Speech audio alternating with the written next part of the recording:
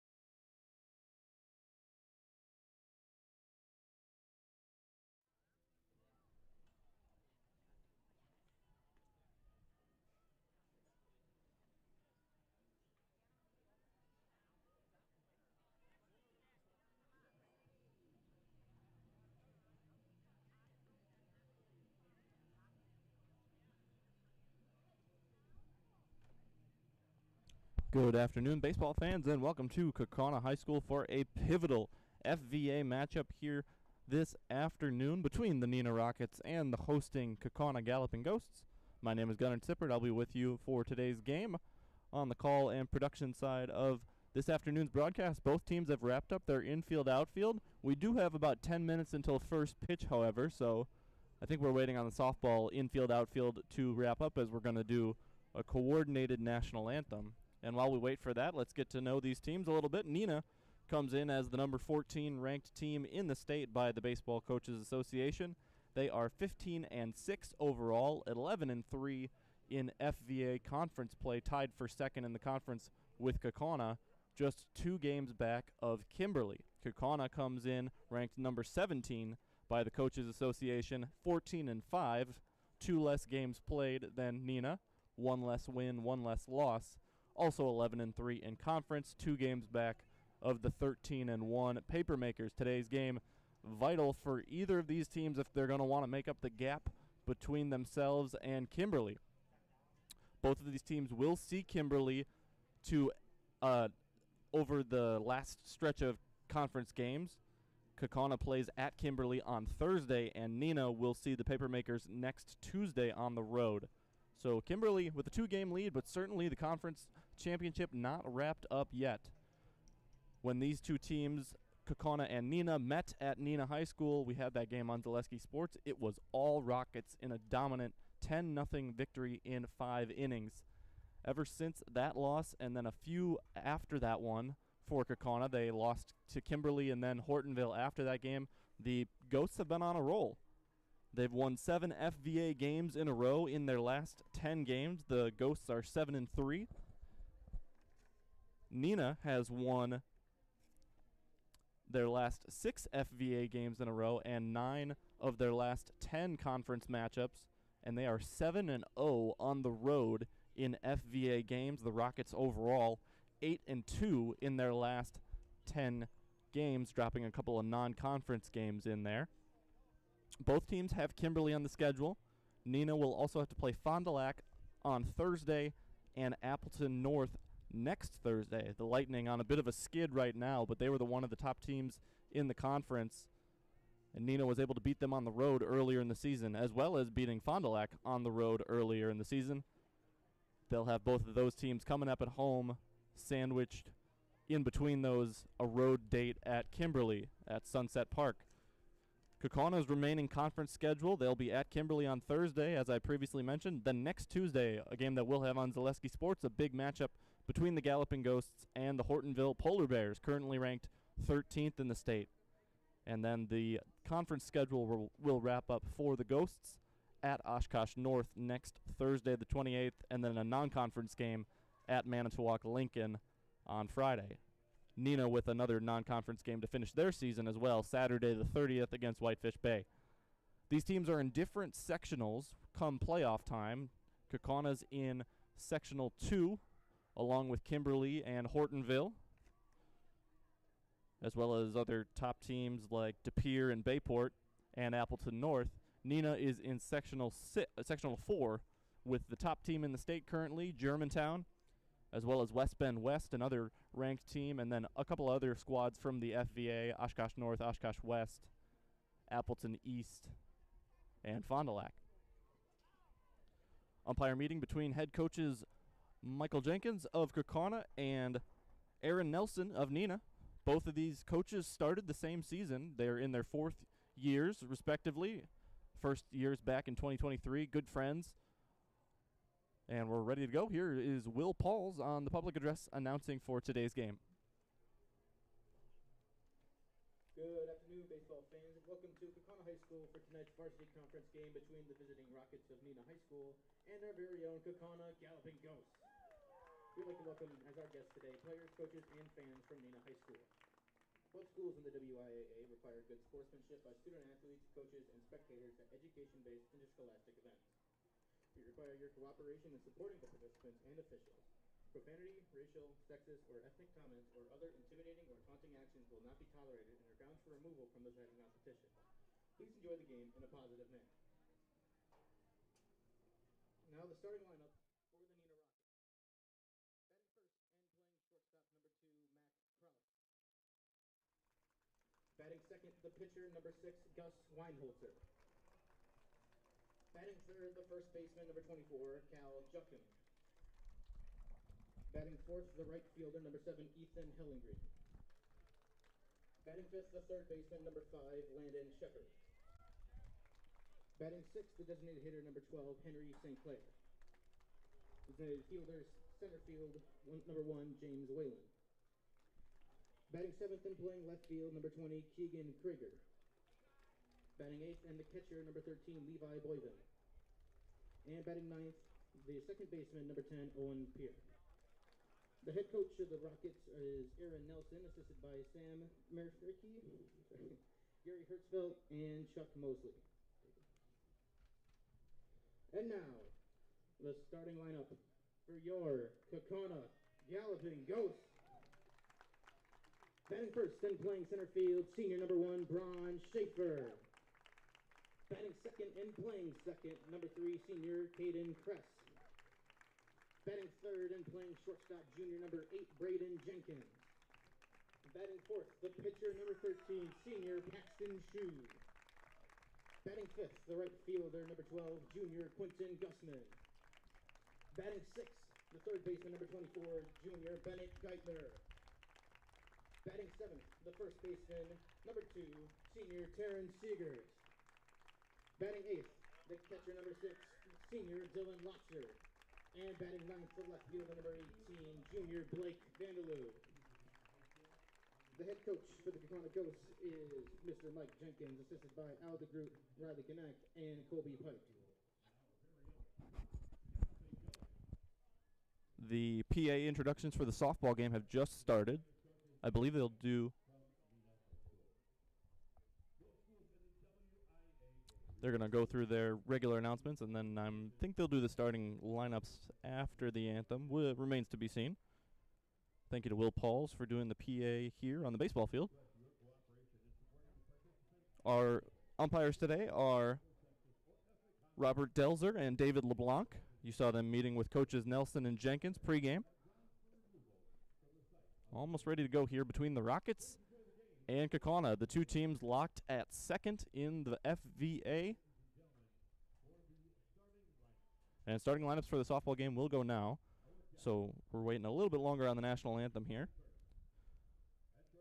Other games in the FVA today, the leaders in the conference, Kimberly, are on the road at Oshkosh West. Hortonville in 4th place currently. They're at Appleton West. Fond du Lac in 5th. They are hosting Appleton East. And 6th place Appleton North is home against Oshkosh North. Appleton North was 7-3 and tied with Kaukauna as of last Tuesday. We had that game for you on Zaleski Sports. We were planning on having it, and then rain said otherwise. Kaukauna won the first game of that suspended doubleheader, and then they won game 2 as well. Appleton North ended up dropping 2 more games last week, so they're currently on a 4-game losing streak in conference and have fallen to 6th. Currently, it's Kimberly at 13-1, Neenah and Kaukauna tied at 11-3. Hortonville just a game behind them at 10-4, and Fond du Lac at 8-6 in 5th. Only the top 4 teams are still alive for a share of the conference crown, as there's just 4 games remaining in the conference schedule for each of them. So Fond du Lac eliminated despite being in 5th for any chance at finishing first, as they are 5 games back. Kaukauna lineup being read out for the softball team right now, as I believe we started just a little bit earlier over here on the baseball diamond than they did over there for the softball PA. Aaron Nelson of Neenah in his 4th year, 53-49 overall, 36-32 in FVA play. Best season for Coach Nelson was in 2024 when the Rockets went 19-9, finished 13-5 in conference play, good for 2nd that season. In his other 2 seasons, they finished 6-12 both years. Already at 11-3 this season, so with 3 more wins, he could break his own conference win record if he's able to win at least 3 of his last 4. And so far in the postseason, Coach Nelson 2-3 The Rockets went 2-1 in the postseason. They were regional champions back in 2024. The Baseball Wisconsin Yearbook predicted this Neenah team to finish in 6th this season. They're currently tied for 2nd, and even if they were to lose their final 4 conference games, they could finish no worse than 6th. And obviously Neenah not expecting to go 0-4 down the stretch here, so likely will outdo their prediction. Mike Jenkins in his 4th year as well, and we are going to throw it to the national anthem.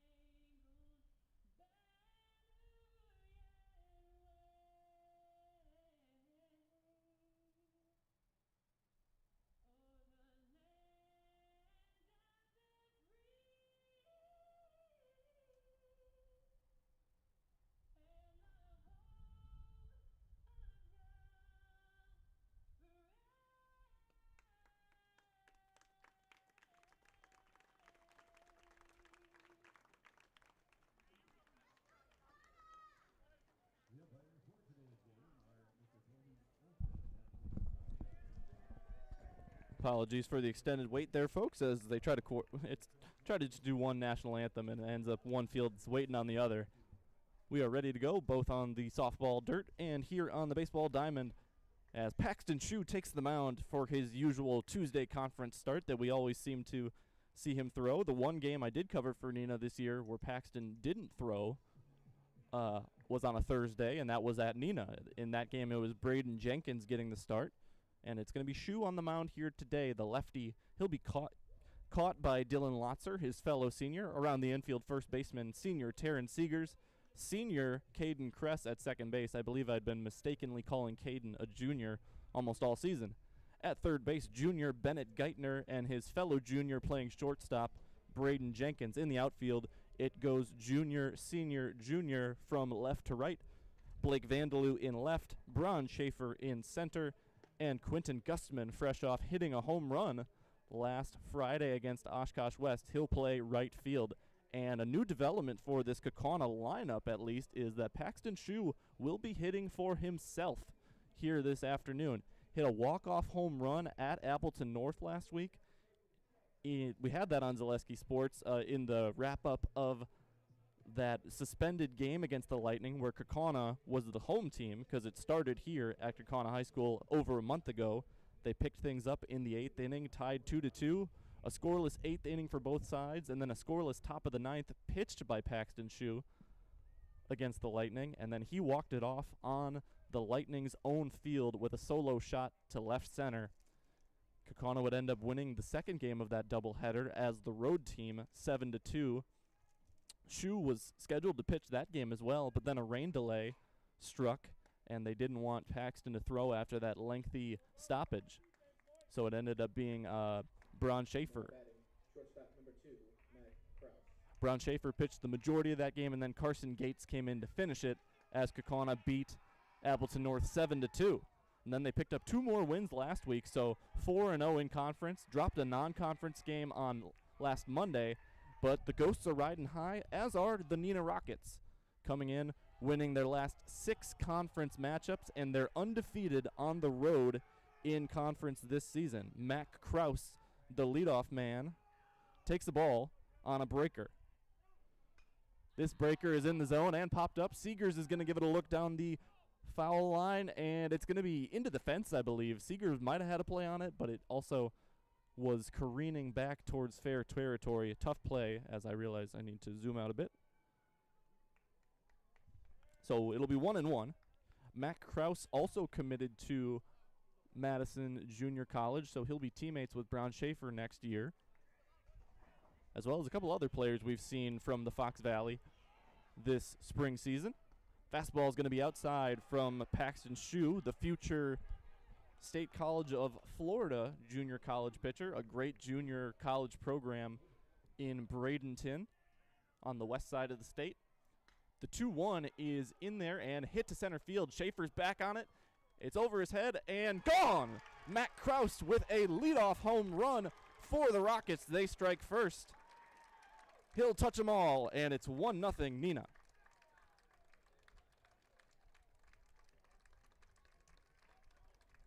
That ball just kept carrying.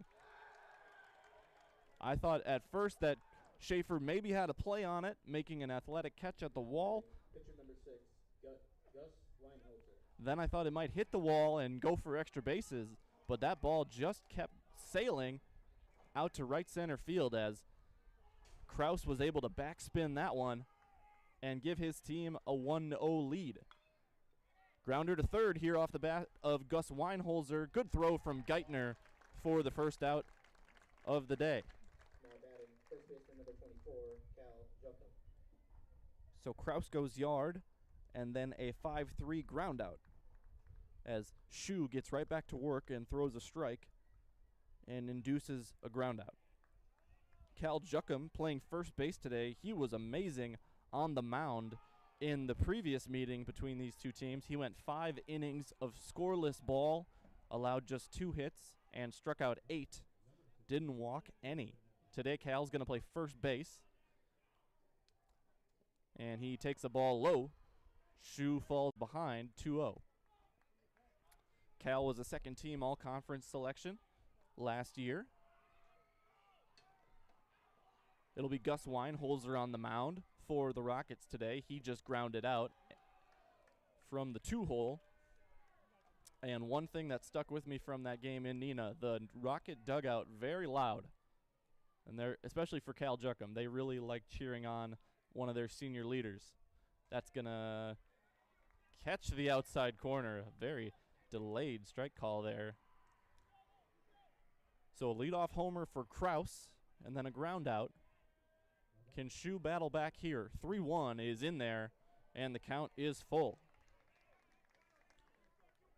So Paxton, last time he threw was last Tuesday against Appleton North. He threw 2 innings in that completion of the suspended game. He was going to start the second game as the payoff pitch is grounded to Shue. He grabs, turns, and does not fire as it was bobbled and dropped. Cal Juckham is aboard. As put the ball in play, make the defense make a play. It remains to be seen whether that's a hit or an error. It could go either way, as Juckham is on. Runner on first with 1 out, and Ethan Hellengreen, the first junior to the plate, fouls the ball off. Shue was going to start that second game of the doubleheader against Appleton North, and he was really poised to do something special after he had already thrown 2 scoreless innings without the second game even starting and hit a walk-off home run. But the weather had other plans, and I was not able to even call that game. I had to wrap up all my equipment and get to dry ground. Bron Schaefer ended up starting that one, and Kaukauna got the win. The 0-2 from Shue. Breaking ball is put into play. It's into shallow, fair territory. Will it drop? It's going to be right on the line, and Gusman can't get to it. Kress also running out on it, wasn't able to get there, and it'll be a bloop single for Ethan Hellengreen. Now batting, third baseman number 5, Landon Shepard. So Hellengreen fouled off a couple pitches, got down 0-2, and then really not even a bloop single. That was a pop-up single that just found the perfect spot down the first base line. Third base runner of the inning there, and now it's first and second. Seegers playing in on the infield turf at first, maybe thinking that the new hitter, Landon Shepard, the third baseman, could bunt here. Outside, and it's 2-0. Shu was able to get ahead of Hellengreen, and then just some batted ball luck for the Rocket cleanup man, and it bloops in. 2-0 is in there. Doesn't seem like Shepard's going to bunt, but Seegers is still playing up on the infield turf. Shu is going to step off and look back Juckum at second. Juckum at second, Hellengreen at first. Shepard, the number 5 hitter up here, designated hitter Henry St. Clair is on deck. Shu delivers. 2-1 breaking ball, clips the outside edge. And Paxton has worked his way back even after falling down 2-0. Double play would work wonders here for Kaukauna, but Shu just focused on getting this next out as there's one down. 2-2 delivery, swing and a miss. First strikeout of the day for Paxton Shu. And there's 2 down. Designated hitter number 12, Henry St. Clair. Henry St. Clair, the DH today. He will hit for the center fielder, James Weiland. We saw Weiland hit for himself in the previous meeting between these two teams. He'll just play the field starting out today. St. Clair puts one foul. 1-0 off the leadoff homer from Matt Kraus. Couple of base runners have reached here, but Shu would like to be able to escape this inning with just 1 run across. Caden Kress creeping in at second, and he will get a throw. No, just a step off. Shu making Juckum go back to the bag. In the previous meeting between these two teams, Henry St. Clair was 1 for 1 with a walk, a hit by pitch, and a double. He scored 2 runs in that game. And again, it was a 10-0 victory for Neenah in 5 innings. It was perhaps the most one-sided game against Kaukauna all year. The 0-2 from Shu. Past the bat of St. Clair, a high heater gets the DH to strike out. 1 across on a leadoff home run, but no further damage. We head to the bottom of the first. Kaukauna coming to bat. I actually described Fox Valley Tech as a home away from home. It was very comforting that it was a class size of 20 people or less. Cost is a huge factor. When I look at Fox Valley Technical College, you're not spending that much for a degree. If I was 30 when I went back to school here, I have had no regrets. I think the hands-on training really sets us apart. They will do anything to make sure that you succeed. You are going to get the education that you came for. We're back with Better Halves. Jane is looking for a better health plan. Jane? I need someone who'll make time for me. So, how would you two get to know me? You want time? I'll keep you on hold all night long. He sounds gross. Jane, I'm Steve from security. I won't treat you like a number. I've got award-winning service and coverage made just for you. Now that's better.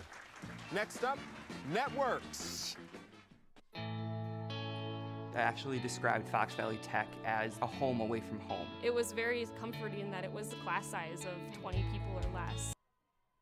Welcome back for the bottom of the first here on Zaleski Sports. Gus Weinholzer on the mound for the Neenah Rockets. His catcher will be Levi Bovin. as Braun Schaefer will lead things off. Schaefer followed by Caden Kress, and Braden Jenkins will hit third. Weinholzer will go from the windup, and a fastball catches the outside corner. That'll be ruled a strike. We'll have to be waiting on the called strikes today as our home plate official with the dramatic strike call. That one will run outside, and Schaefer's worked it even. Around the infield for the Rockets, Cal Juckham at first. Second baseman is Owen Pierre, a junior. Landon Shepard will play third as the 1-1 runs inside. Shortstop today is Matt Kraus, who hit a leadoff home run, if you're just joining us, in the top of the first. The 2-1 here from Weinholzer is swung on by Schaefer, lined to center field. It'll drop in front of James Weiland for a leadoff single.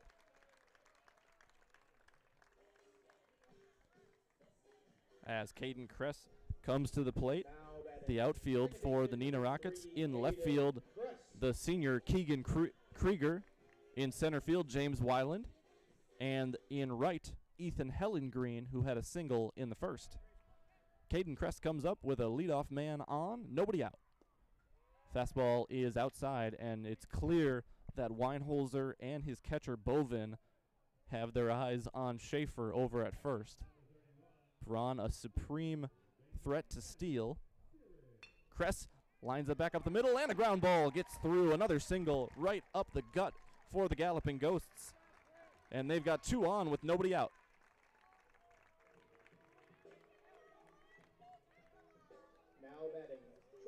Number 8, Braden Jenkins. Great start for the Galloping Ghosts as the number 3 hitter, Braden Jenkins, will step in. Runners on first and second with nobody out. Already 2 hits for Kaukauna, matching the 2 that Neenah had in the top of the first.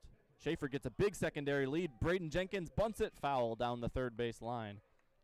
Schaefer easily had the third base bag there on the bunt. On deck, the pitcher Paxton Shue, batting 5th today, will be Quentin Gustman. Bennett Geithner 6th. Taryn Seegers, the senior first baseman, batting 7th. The backstop, Dylan Lotzer, in the 8 hole. And at the bottom of the order, junior left fielder Blake Vandaloo. This one is outside, and it's going to get away from Bovin. That'll be a wild pitch, advancing the runners. And now 2 runners in scoring position for Braden Jenkins, son of head coach Mike Jenkins. So I realize I need to get my scoreboard or my scorebook updated here. Kress to second, Schaefer to third on the wild pitch. Schaefer with a big secondary lead, and that one's going to run inside, just gets away from Weinholzer, and a hit by pitch will load him up. Now batting, pitcher number 13, Paxton Shue. So 2 singles up the middle and a hit by pitch. And we're going to have a meeting on the mound here with the Neenah pitching coach.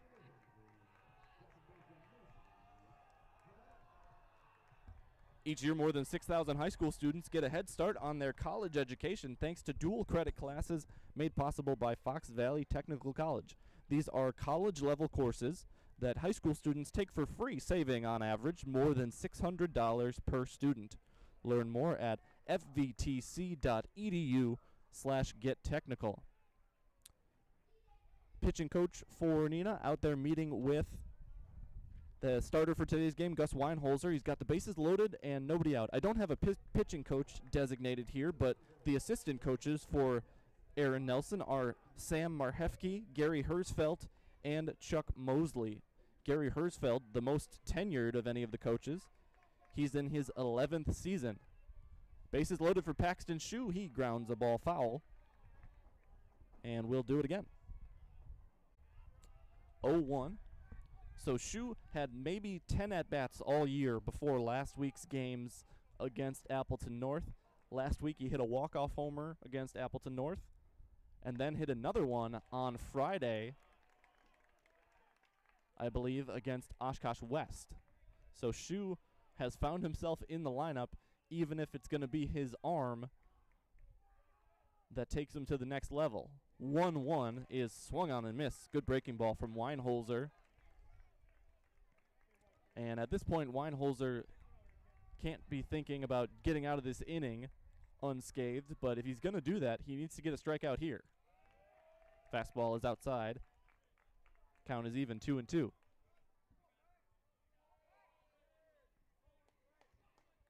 Gets the sign from Bovin, kicks and fires.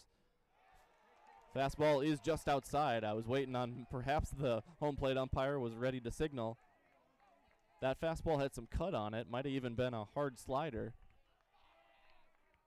Payoff pitch is taken for strike 3. Paxton Shue gets frozen by his opposing starting pitcher, and that's a big first out for Weinholzer. Now batting, right fielder number 12, Quentin Gussman.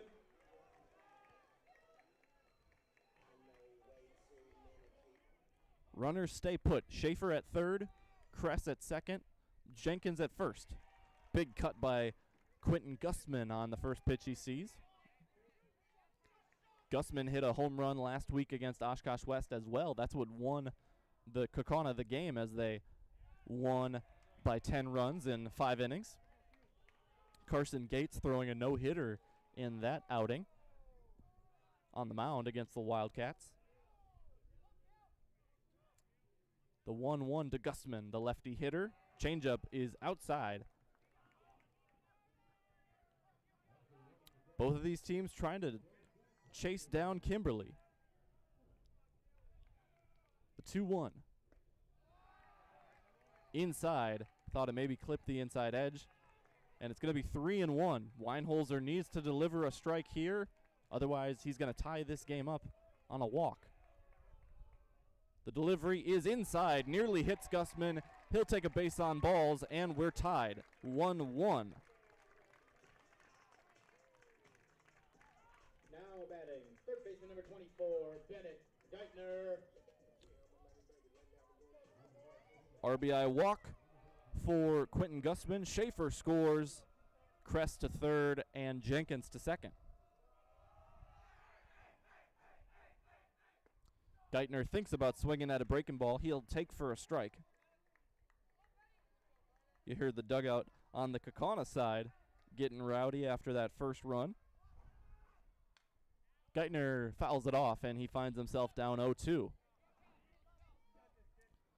Double play could get Weinholzer out of this. And if he's able to get out of this with just one run across, that's pretty good from the situation he was in. Geithner grounds it to short. Kraus has it. Flips to Pierre. Pierre on to first. In time, says the field umpire. Double play gets Neenah out of the jam. Bases loaded with nobody out. Kaukauna gets across one run to tie things up, but Weinholzer escapes further damage. We head to the second, all tied at 1 here on Zaleski Sports.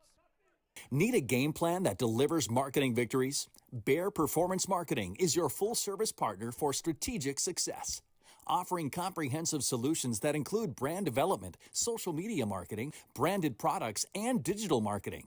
The goal is to streamline every aspect of marketing while maximizing results. With a focus on clear, transparent communication and a driven team ready to hustle, Bear Performance Marketing is your partner for marketing that outperforms the competition. Learn more at bearpm.com. Cobuson Bus is hiring. It's drivers that they need. Cobuson Bus is hiring. It's the perfect It was job definitely for close. me. Cobuson Buses would like to thank all of our school bus drivers throughout the state of Wisconsin for their safe driving. If you would like to make a difference in your community with a fun and rewarding part-time job, apply at cobuson.com. Cobuson Bus is hiring. It's the perfect job for me.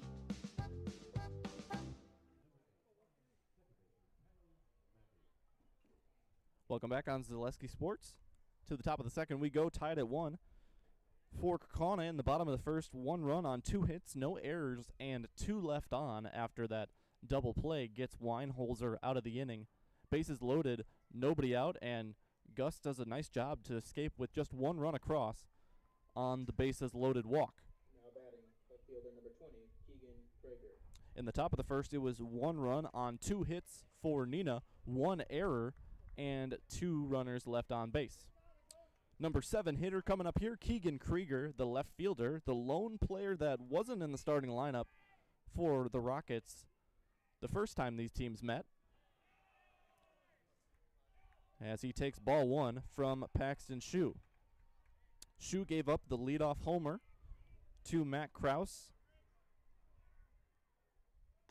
And then after that was able to induce a ground ball. Got some momentum back on his side, but then an error and a single made it runners on first and second with 1 away in the top of the first. Shue struck out the next 2 batters to get himself out of the jam. He gets ahead here. It's 1-2. Both teams with 1 run and 2 hits in the first inning. Both teams with 2 runners left on base. Shue, the 1-2 breaking ball. Did he go? Check swing, and the field umpire rings him up. Krieger can't believe it. He's going to go down on strikes, and that's 3 hitters in a row struck out by Paxton Shue. Now batting, catcher number 13, Levi Boyven. The junior catcher, Levi Bovin, to the plate.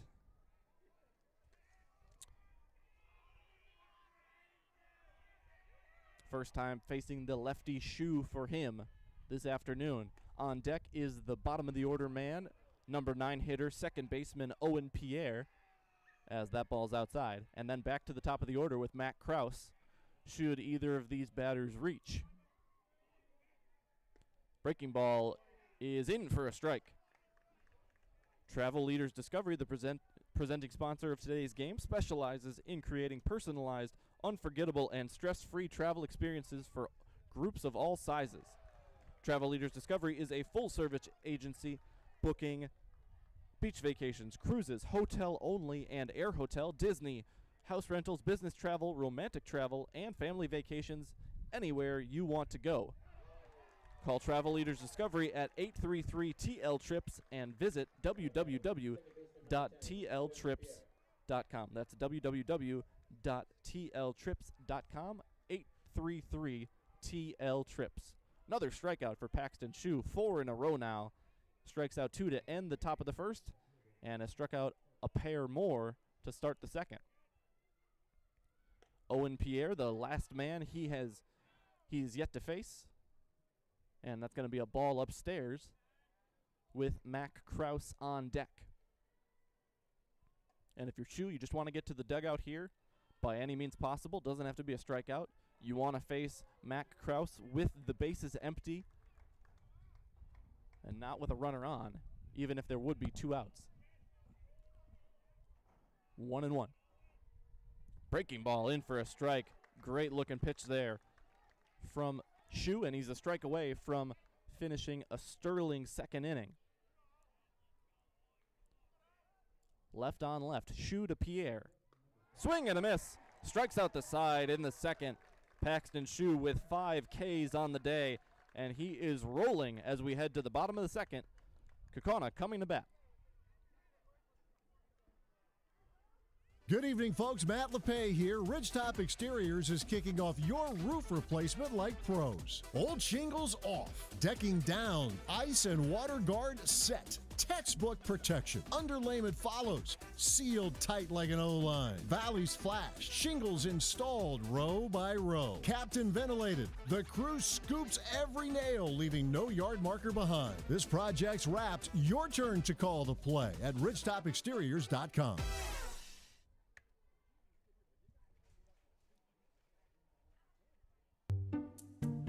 Hey, Brian Butch called. Brian Butch? He really loves Abbey Bank, but he wants to work here. What are we going to do with him? I don't know. Let's let him try a few different jobs. Let's get you that loan.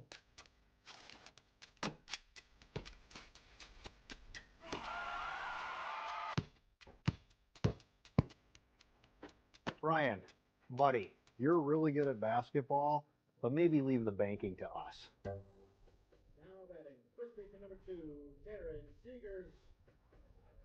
Both pitchers able to escape trouble in the first. It was a dominant top of the second for Paxton Shue. We'll see if Gus Weinholzer can do the same here in the bottom half of the inning. Falls behind 1-0 to the first baseman, Taryn Seegers, who's batting 7th here today. Grounder to the right side, second baseman Pierre on to first in time. 1 up, 1 down for the Neenah Rockets starter, Weinholzer. Now batting, catcher number 6, Dylan Lutzer. Dylan Lotzer, the catcher, to the plate. Both catchers batting in the 8 hole today. Levi Bovin struck out for Neenah in the top half of the inning. Lotzer falling behind 0-1 here against Weinholzer. On deck, the number 9 man, Blake Vandeloo, the left fielder. Lefty batter. That's going to be inside, popped out of the glove of Bovin, but no harm done with nobody on base. Weinholzer loading the bases in the bottom of the first, and then walking home run with 1 out. That was Quentin Gussman with the RBI, as Lotzer shoots one to right field between the second baseman and first baseman, and the catcher is on for Kaukauna. Now batting, left fielder number 18, Blake Vandeloo. Third hit of the day for the Ghosts after Schaefer and Kress led off the game with 2 singles. Courtesy runner on is McCoy Leno for Lotzer. Number 15. We've seen McCoy run for Lotzer all season. Blake Vandeloo to the plate.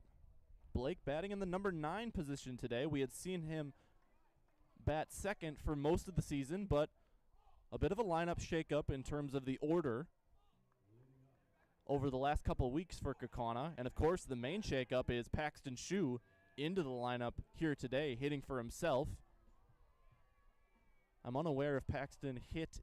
He must have hit in that game where he hit a home run against Oshkosh West. Wonder if he DH'd or played the field that day. 1-1. Softball score over on the other field, 2-1 in favor of the home team. Kaukauna on top, both teams scoring in the first, just as we had over here. Vandeloo fights one off, and that's going to get into center field. A pitch in on his hands, able to get his hands inside of the ball and shoot it to center field. Now batting, the center fielder number 1, Bron Schaefer. Back-to-back singles in the second inning, just as the Ghosts had in the first. This time they come with 1 out, as Schaefer and Kress got their hits to lead it off with no outs. And we head back to the top of the order for Bron Schaefer. He lined one to center in the first. That's going to catch the outside edge on a tailing fastball, maybe even a changeup there. Appeared to be outside. Schaefer not happy with it, but he'll step back in. 0-1, swing and a miss on a changeup. And Schaefer finds himself down 0-2. Schaefer has a great eye at the plate, though. If Weinholzer doesn't throw it in the zone here, Bron is very capable of working his way back into this count. Like that one there, Bron's not going to chase at a ball at his neck height. And it's 1-2. Leno running for Lotzer on second. Vandeloo on first with good speed. The 1-2 is fouled off the plate and then into the back of Bron Schaefer. Count will remain the same. Seems that our connection has been very good so far today. And a beautiful day here from Kaukauna High School. 1-2 taken low, and Bron's back even. Able to work his way back into counts, even when he gets down 0-2. It's never going to be an easy out with Schaefer at the plate. The 2-2. Swung on, poked over the center fielder. It will drop in front of Helen Green, and it gets past him. Helen Green overran it. Leno will come home to score. Into third is Vandeloo, and Schaefer at second. And most importantly, a run across. 2-1, Kaukauna. Leno scores for Lotzer on the single from Schaefer, and then an error will allow the base runners to advance another bag. So Bron never stopped running there. It'll be ruled a single by me at least, and then an error on the right fielder, Helen Green. Second and third with 1 away for Caden Kress. He takes up and in to make it 1-0. Vandeloo all the way to third. Good wheels from Vandeloo, and he saw that play. It was in front of him. Was able to see the ball get by Helen Green. as Kress pops one foul. So Schaefer will be credited with an RBI there, at least by me, as I think Leno was going to score. Kress hits one to right field, and that'll drop in front of Helen Green. Vandaloo got a late break. He'll score, and here comes Schaefer right behind him. He slides and is in. Vandaloo got a very bad read on that ball. He was at the bag when it landed. He had Schaefer right on his heels, and both of them do end up scoring. 2 runners driven in by Caden Kress, and it's 4-1 Galloping Ghosts. Caden Kress already with 2 hits, as does Braun Schaefer. Kress with 2 RBIs, Schaefer with a run and an RBI. Jenkins takes outside with a runner on first and 1 away.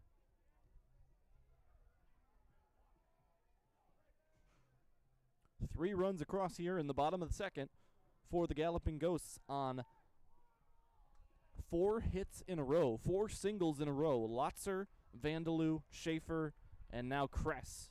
The latest single, he's on first base.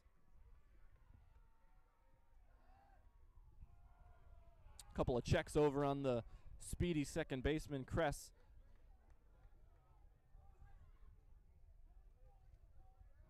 Good velocity from Weinholzer, but these Kaukauna hitters are willing to shoot it the opposite way. Throw down from Bovin, and Kress back safely. Still just 2-0 on the hitter Jenkins, as we've had a couple of pickoffs and now a back pick. More throws over to first than we've had coming home in this plate appearance. The 2-0.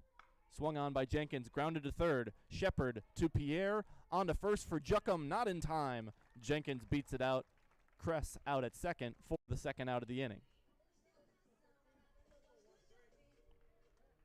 Now batting, the pitcher, number 13, Paxton Shue. Fielder's choice allows Jenkins to reach. It's going to be 5-4 on the putout. And Paxton Shue to the plate with a runner on first and 2 outs. Time called, and Shue will step in. He struck out looking on a full count his first time up. Good breaking ball from Weinholzer with the bases loaded and nobody out. Big cut there from Shue on a high fastball. Paxton's a tall guy, so he's got those long arms. It's hard to get to those up and in pitches. Grounds this one towards Shepard, and it gets by him. That'll be a hit, as that was on a rope from Paxton Shue. Jenkins to second, and the 5th hit of the inning for the Kaukauna Galloping Ghosts. So Shue now 1 for 2. That was on a hot shot to Shepard. Even if he does knock down that ball, I don't think he has a play either at second or first, as he was going to be on his knees. Jenkins on second, Shue on first. He'll run for himself. I imagine Shue's got some pretty good speed once he's underway. One of the tallest players on the team for Kaukauna. Gussman to the plate. Steal of third attempted here by Jenkins. Throw down, and he's safe. Certainly looked like Bovin had him picked off, and Coach Nelson for the Rockets is going to come out to plead his case. Paxton Shue stealing second on the delayed double steal there. Jenkins goes first, and then once Shue sees that the throw's going to third, he takes second. And Coach Nelson is not happy with that call.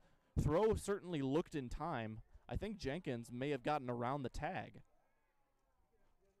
It's going to be ruled a double steal. We're going to go to the home plate umpire here for a conferral. See if he perhaps overrules.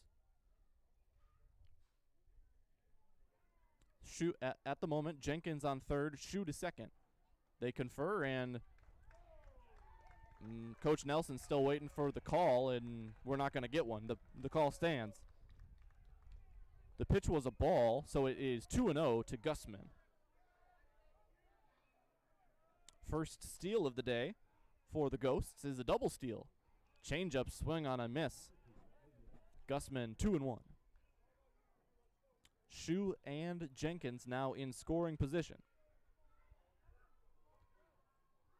Weinholzer delivers. Strike taken on a fastball. Count is even, 2-2. Kaukauna with 4 hits in the inning, 3 runs across. The 2-2.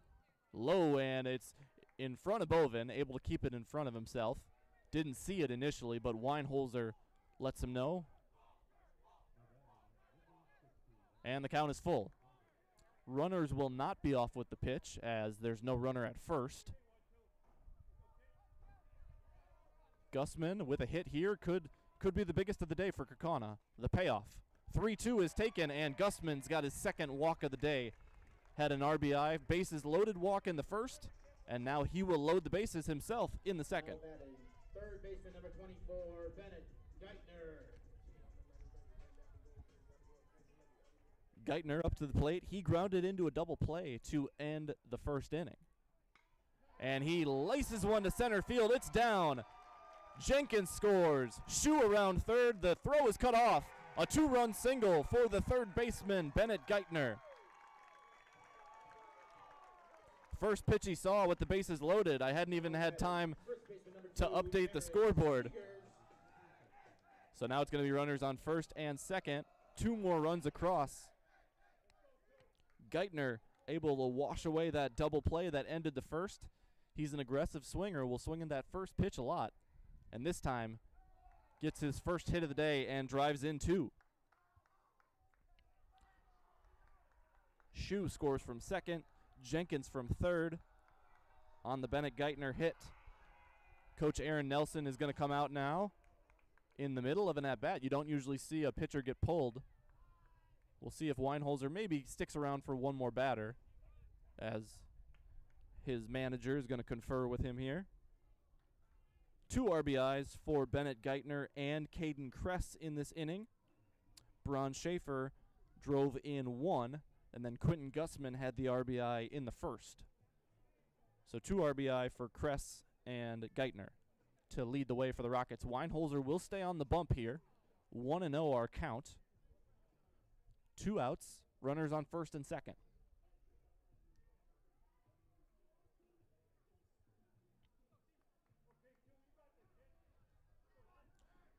No extra base hits yet on the day for the Ghosts. There was that single and error from off the bat of Bron Schaefer as Seegers fouls that one off. Schaefer reached second, but he was helped by a fielding miscue. So it's been 7 singles, 5 of them here in the second inning. And the Ghosts have batted around. Seegers grounded out to second to start this inning. 1-1 is fisted over to the second baseman, Pierre, and he makes the catch on the run to retire the side. 5 runs across for the Ghosts, though. They're up 6-1 as we head to the third. Stay tuned on Zaleski Sports. I actually described Fox Valley Tech as a home away from home. It was very comforting that it was the class size of 20 people or less. Cost is a huge factor. When I look at Fox Valley Technical College, you're not spending that much for a degree. If I was 30 when I went back to school here, I have had no regrets. I think the hands-on training really sets us apart. They will do anything to make sure that you succeed. You are going to get the education that you came for.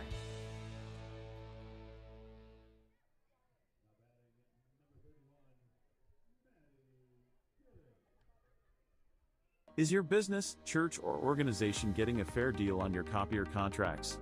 Do you even know how much you're spending? Bauernfeind Business Technologies has been in the office technology industry for 70 years. We have an award-winning service department, and customers love our fair and flexible service contracts. If you're currently a customer, thank you.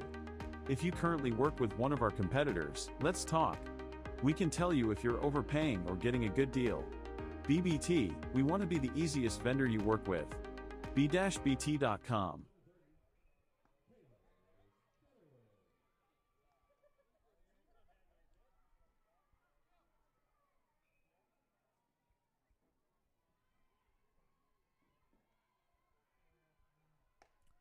Throw down from Dylan Lotzer, and we're ready for the top of the third. Kaukauna leading 6-1 over Neenah. And after after that long bottom of the second inning, it's easy to forget how good Paxton Shue was in the top half, striking out the side. Round 2 here against Matt Kraus, who took him deep to right center field to lead off the game for Neenah's lone run. Shue comes at him with a sinker and gets ahead on a swing and a miss. Paxton's mix, sinker, four-seam fastball, changeup, and slider. Changeup rarely used. The 0-1 is fouled off by Kraus. That'll get over the fence down the first base line as Seegers gives it a look. Kaukauna scores 5 runs on 5 hits, 1 error, and the bases left loaded in the bottom of the second. So Kaukauna with 6 runs across, but also 5 runners left on base. The 0-2 from Shue to Kraus. Check swing and appeal. Appeal, waiting to hear from the field umpire. No, the home plate umpire rings them up. A bit of confusion there as Lotzer completes the play. Now batting, pitcher number 6, Gus Weinholzer. So that is 6 hitters struck out in a row for Paxton Shue, and he wins round 2 against Matt Kraus. Weinholzer to the plate, looking to help his own cause on the mound for Neenah.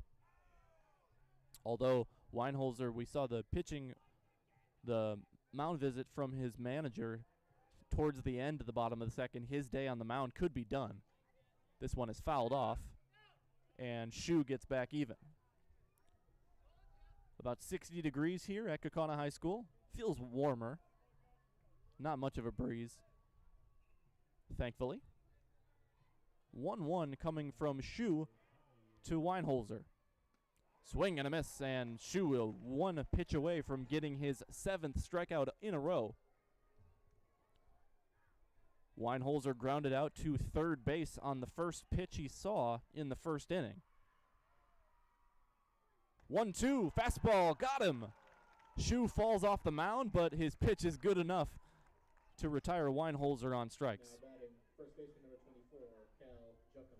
And that's 7 in a row sent down on strikes, all swinging. Cal Juckham reached on an error on a chopper hit back to Shue his first time up. This one's fouled off on a sinker. Need a game plan that delivers marketing victories? Bear Performance Marketing is your full-service partner for strategic success. From brand development to social media marketing and promotional solutions, we streamline your marketing for maximum results. Learn more at bearpm.com. That's BAERPM.com. Fastball runs high from Shue, and Juckham is even. 1-1. Breaking ball nearly hits Juckham. It'll end up being inside. Cal Juckham was on the mound the first time these teams faced, and he was dominant in that one. He struck out 8 batters, allowed just 2 base runners, as he pokes this one to the left side, and that's into left field for the first Neenah hit of the day since the first inning. 3rd overall. And there's an argument that Cal's chopper to the mound back in the first inning could be ruled a hit. My scorebook here, very unofficial, as I ruled that an error on the pitcher. Juckham with a no-doubt hit there, and Helen Green swings through a sinker. That elevated sinker, tailing away from the right-handed hitters, has worked wonders for Shue today. This one's grounded to short. Jenkins has it. He'll take it to the bag himself for the force out. Juckham breaks out the strikeout streak, but Shue still works a scoreless inning here in the top of the 3rd. Kaukauna coming to bat up 5 when we return.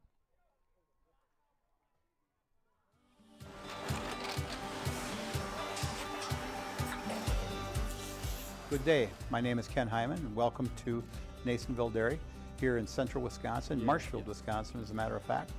We make a lot of different cheeses. We make cheddar, Colby, Monterey, thought Farmer's maybe they had cheese, a guy, pizza but cheese, I Quesa Blanca, think I was Quesa de Fir, Seco, Parm, Romano, Asiago, Fontina, Feta 'cause he Caseri, came out. Caflateri, Cafla Graviera, 20 different flavors of Monterey, as well as making Edam, Gouda, and Munster. And the cheese be with you.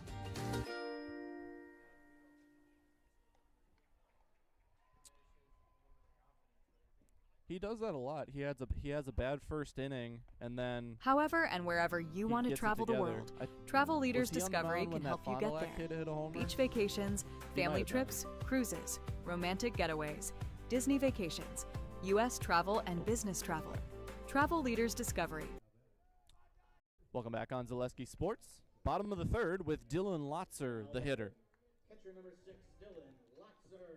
In the top of the third, Neenah scores no runs on 1 hit, no errors, and 1 left on. The Rockets have stranded 3 base runners to start the day. Kaukauna has stranded 5 as Lotzer takes the ball. Weinholzer remains in the game, as we thought maybe that would be the last batter he faced to end the second. This one skips past Bovin on a heater. Schaefer is always the one to run down the ball, it seems, as that happened back in the second inning as well. The 2-0 is inside. Lotzer very content to work a walk. In the first meeting between these teams, Lotzer was one of the only ghosts with a hit. He and Bennett Geithner with a hit, a single each. They were the only base runners to reach all day against Cal Juckham. 4-pitch walk as that runs inside. And McCoy Leno will come on to run for Lotzer. Now batting, left fielder number 18, Blake Vandeloo. Dylan now 1 for 1 with a walk. Leno came on and scored a run for him back in the second inning. Vandeloo 1 for 1 with a single to right center field in the second inning. Weinholzer's pitch is in the turf, and it bounces off the chest protector of Bovin and into foul territory. Leno will advance on the wild pitch. Good job by Bovin to keep it in front of him. Might have had a play if the runner had started at third base and was coming home, but with the runner going to second, he had no chance. It's now 2-0. Say cheese on Friday, May 29th and Saturday, May 30th. Enjoy the Mayor's Breakfast, Parade, and live music at Nuts Deep 2 for Marshfield's Dairy Fest. For more info, go to visitmarshfield.com. Strike is taken by Vandeloo. 2-1 to the junior is up and away. In the starting lineup for this Kaukauna team, Vandeloo, Jenkins, Gustman, and Geithner are the only juniors. So 5 seniors in the starting 9, and second walk of the inning issued by Weinholzer, fills first base. Coach Aaron Nelson out to the mound, and I believe we will get a pitching change here. Didn't see anybody warming up in the Neenah bullpen, at least not right now, but it appears someone is ready to come in. It is number 9 as I consult my roster.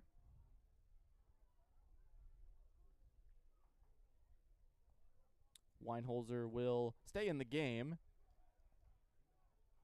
Number 9 is Connor Amsler.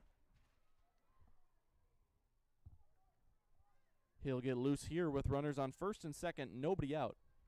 Connor Amsler, a senior, outfielder slash pitcher. So Weinholzer will head to the outfield. Coming to the dugout was James Weiland, so I believe he is done for the game. He was the center fielder. We'll see how Weinholzer, Krieger, and Helen Green align themselves.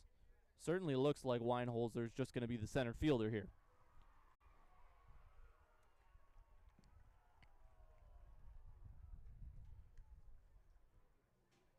So new pitcher into the game will be technically in the 6th batting slot where Weiland was, but Weiland was already getting DH'd for.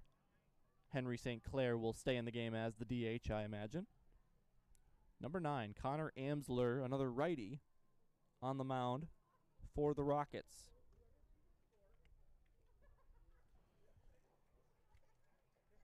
And we're ready to go with Leno at second base, running for Lotzer and Vandaloo at first. Bron Schaefer coming to the plate for his third plate appearance. Now batting, center fielder number 1, Bron Schaefer. Weinholzer was just not able to throw strikes here in the third. He threw 9 pitches and only 1 strike. That was to Vandaloo on the 2-0 pitch. And Amsler comes in the game. Weinholzer moves to center. Schaefer will take a ball outside. Bron's already 2 for 2 with 2 runs scored and an RBI. Last time he was up, he hit one to right field, as this one is to right as well. Hellengreen back on it. He and Weinholzer converged, and Hellengreen with the catch. Throw is in. Runners will tag. Pardon me, lead runner will tag. I was confused by Schaefer there, as Vandaloo was not tagging. He returns to first. Now batting, second baseman number 3, Caden Chris. First fly out of the day for any Kaukauna hitter. And a productive out as Leno tags and advances to third base. Gets just a base away for Caden Kress, who was also 2 for 2. Drove in a pair with a single in the second.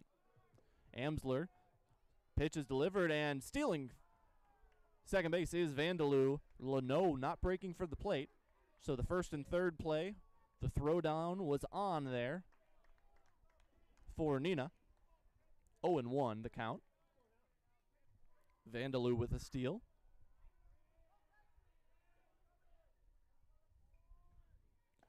Curveball is left just up, and now we're at 1-1 as Kress works his way back into this. Kress with 2 singles, but he was left on base in the first, and then he was cut down on a fielder's choice in the second. So has not scored a run yet today. Takes, check swing, and no appeal yet from Neenah. Appeal now. And with the field umpire in the middle of the infield there, it's hard to make a call on a check swing. They have that even in the lower levels of the minors. It's not until you get to AA that you have 3 umpires on the field. Swing and a foul. 2-2 now. If you ever go to a local Timber Rattlers game, you're going to have the exact same situation with a field umpire. If a runner is on, get that appeal, and they're not in a good vantage point at all to make a judgment decision. 2-2 with runners in scoring position. Kress hits a high fly ball to center field. Weinholzer back on it. Hellengreen calls him off. Hellengreen's throw is in, but the runners advance. Leno scores to make it 7-1. Galloping Ghosts. Now batting, shortstop number 8, Braden Jenkins. Sacrifice fly for Caden Kress's third run batted in of the day. Leno scores his second run, running for Lotzer. And Vandaloo to third. Runner on third with 2 outs for Braden Jenkins. He takes a breaking ball. Good looking pitch, but called a ball.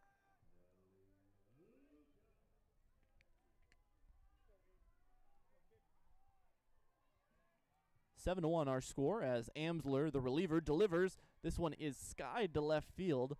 Under it is the left fielder Krieger. He squeezes, and we head to the fourth. 1 run across against Neenah. Amsler comes in and inherits 2 runners, allows 1 to score, and we head to the top of the fourth with a 7-1 mark. Kaukauna on top. Paxton Shoe back to the hill when we return. However and wherever you want to travel the world, Travel Leaders Discovery can help you get there. Beach vacations, family trips, cruises, romantic getaways, Disney vacations, U.S. travel and business travel. Travel Leaders Discovery, proudly helping families, couples, and businesses explore the world through all-inclusive trips of all kinds. Call them today in Green Bay, Appleton, and Sheboygan to create your memories for a lifetime.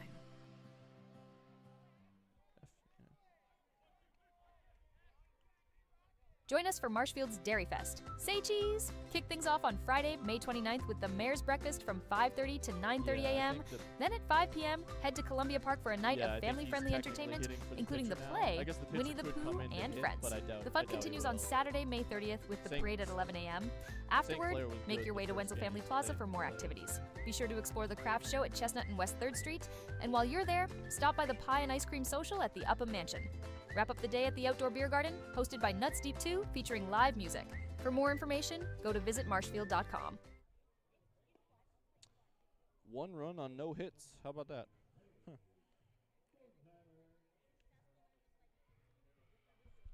1 run on no hits for Kaukauna, no errors, and 1 runner left on. It was the stolen bases and a wild pitch that allowed Kaukauna to scratch across a run there. 2 walks to lead off the inning ended Gus Weinholzer's day, and then 3 straight flyouts, including a sacrifice fly from Caden Kress for the second out, ended the inning. 7-1 our score, with Paxton Shue back on the mound for Kaukauna. Landon Shepard to the plate, the number 5 hitter. His first time up, he struck out swinging in the first. That was the first of 7 straight strikeouts for Paxton Shue. Got the final 2 outs of the first on K's, struck out the side in the second, and then 2 more to start the third. The only hitters that haven't struck out today for Neenah are Juckham and Helen Green. 0-2 now against Shepard, with Henry St. Clair, the DH, on deck.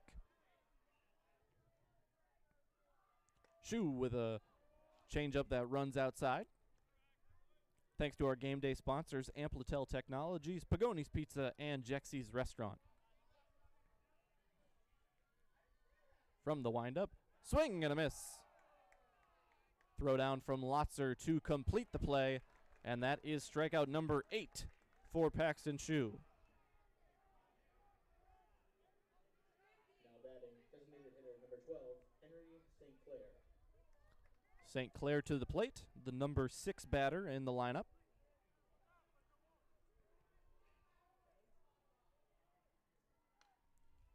Fouled off. A rough first inning for Paxton Shue as he gave up that leadoff homer and then some traffic on the bases after that, but that's been a theme of his starts we've seen this season. Whether it was giving up a homer to Jack Brenner of Fond du Lac back in the first game we covered, or even had a rough first inning against Kimberly, I believe. Swing and a miss. Strikeout number 9 for Shue. Now batting, left fielder number 20, Keegan Krieger. Keegan Krieger to the plate with 2 outs. He led off the second inning. Comes to bat here in the 4th.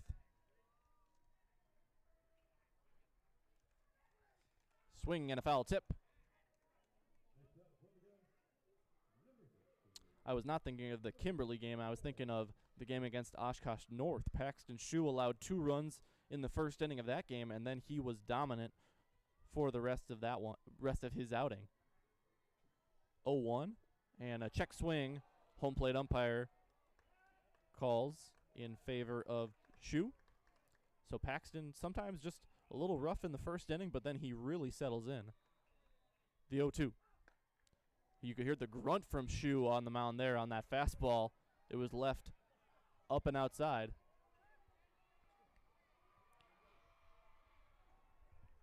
Krieger against Shue, 1-2 count. Breaking ball is outside. Coach Aaron Nelson met with his Rocket team outside of their dugout in between innings, sort of rallying the troops, getting their mind right, even though they're down 6 runs here. Fastball is left outside. The Ghosts were headed off the field there, and because we've had that delayed strike call all day, thought a punch out was coming there, but it's a full count. Krieger works his way back from 0-2, and this one is skied to center field. Kress is back on it. Schaefer and Gussman coming in. Gussman makes the catch. Quinton falling into that one. Lost his hat at the start of his run. but squeezes it for the final out, an eventful one. Couple more strikeouts for Paxton Shue, and a scoreless 1-2-3 fourth. Kaukauna leading by 6 as we head to the bottom of the fourth, midway through today's game on Zaleski Sports. Meda Custom Apparel, your local source for quality, custom decorated clothing and products.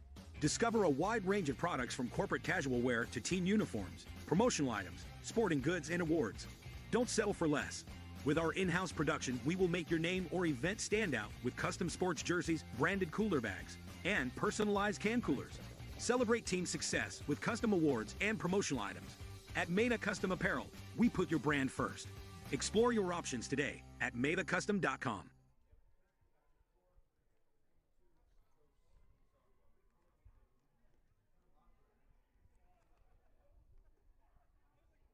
Looking for a place where everyone feels at home? Welcome to Point Brewery, your family-friendly tap room with something for everyone. From a wide variety of local brews to classic Point sodas for the kids, we've Now batting, pitcher number 13, Paxton Shue. Welcome back on Zaleski Sports. Public address announcer Will Pauls introducing Paxton Shue to lead off the bottom of the fourth inning for the Ghosts. Curveball catches a corner for the new pitcher. Connor Amsler came in to close out the bottom of the third after Weinholzer walked a couple runners. A run scored against Amsler, but it will be charged to the starter, Weinholzer. 1-1 now. Paxton Shue, 1 for 2. As he grounds this one down the third base line. Nice play by head coach Mike Jenkins, and he rifles it in to Amsler. That one's got to sting the hands, as he played it with both of his hands there, no glove on. Shue struck out looking in the first before grounding a single down the third base line in the second. He holds his bat head out there on a breaking ball, lofts it to center field, and it's caught by Weinholzer for the first out of the inning. Now batting, right fielder number 12, Quentin Gussman. Quentin Gussman, 0 for 0 with 2 walks. Amplitel Technologies boosts IT and technology for businesses in Northeast Wisconsin and beyond. From help desk support to Wi-Fi and phone solutions, trust the experts at Amplitel. Visit amplitel.tech.com for a free consultation. That's ampliteltech.com. Strike taken to make it 2-1 against Gussman. Gussman with 2 walks and an RBI on the day, as his first walk came with the bases loaded. And he's well on his way to a third here. 3-1 count to the number 5 hitter in the order.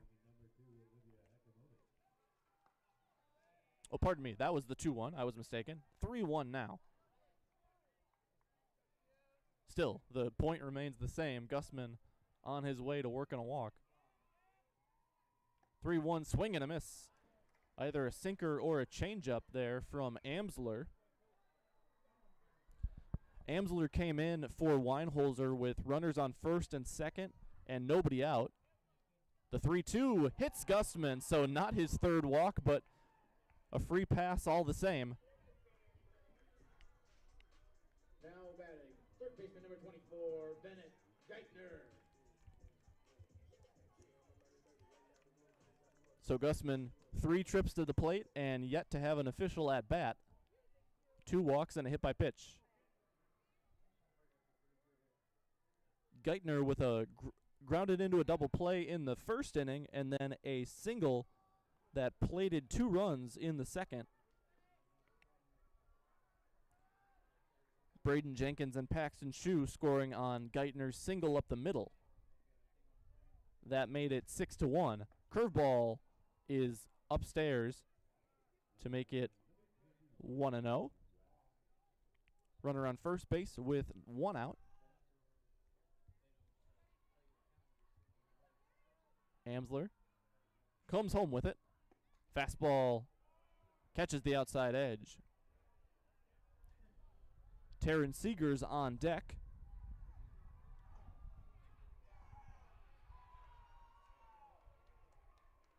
The 1-1.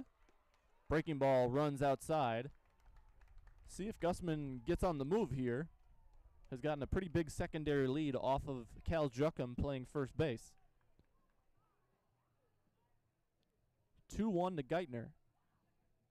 That one catches the outside edge just like the first strike. We've seen Geithner be ultra aggressive at the plate. He singled on the first pitch he saw. I believe his ground into a double play was also the first pitch. He's seeing a lot here. The 2-2 is chopped foul as Geithner stays alive. Taryn Seegers on deck, and Dylan Lotzer will hit after him. Another 2-2 from Amsler. Gussman feints like he was going to steal there, ends up staying put. Ball 3 is high. Payoff pitch coming here. See if Gussman moves. Just one out, so it's not a guarantee. He stays. 3-2 is fouled off, and Geithner, after that first pitch single on his last at-bat, working a deep count here.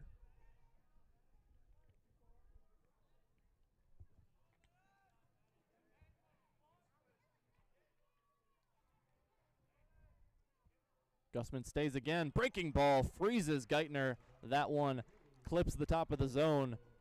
First strikeout for Connor Amsler in relief this afternoon. 2 down and a runner at first for Taryn Seegers. Seegers grounded out to second base to start off the second inning, and then he popped out to the second baseman for the third out of the second inning. Looking to get on for the first time today. First pitch strike from Amsler. Another curveball. That one looked really good. But again, it's going to be ruled that it was upstairs.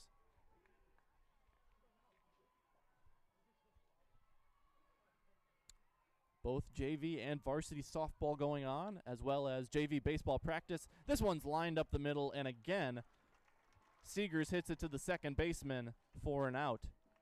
First scoreless inning put up by Neenah today. As it remains 7-1, we head to the 5th inning on Zaleski Sports. Looking for a place where everyone feels at home? Welcome to Point Brewery, your family-friendly tap room with something for everyone. From a wide variety of local brews to classic Point sodas for the kids, we've got the perfect pour for everyone. Craving a bite? We've got hot, cheesy Portesi pizzas ready when you are. Whether you're hanging out inside or soaking up the sun in our outdoor beer garden, there's space to unwind. Planning a celebration? Reserve our private event room and make it a gathering to remember. Point Brewery, good times, great taste, all on tap.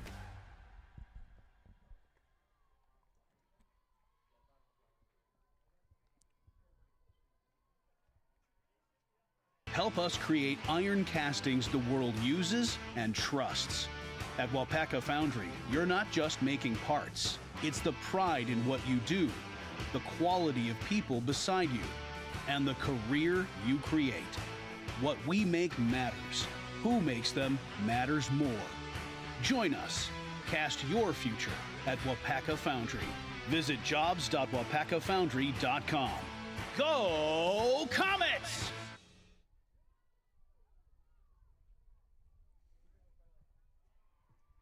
On to the 5th inning from Kaukauna High School. Galloping Ghosts leading the visiting Neenah Rockets 7-1.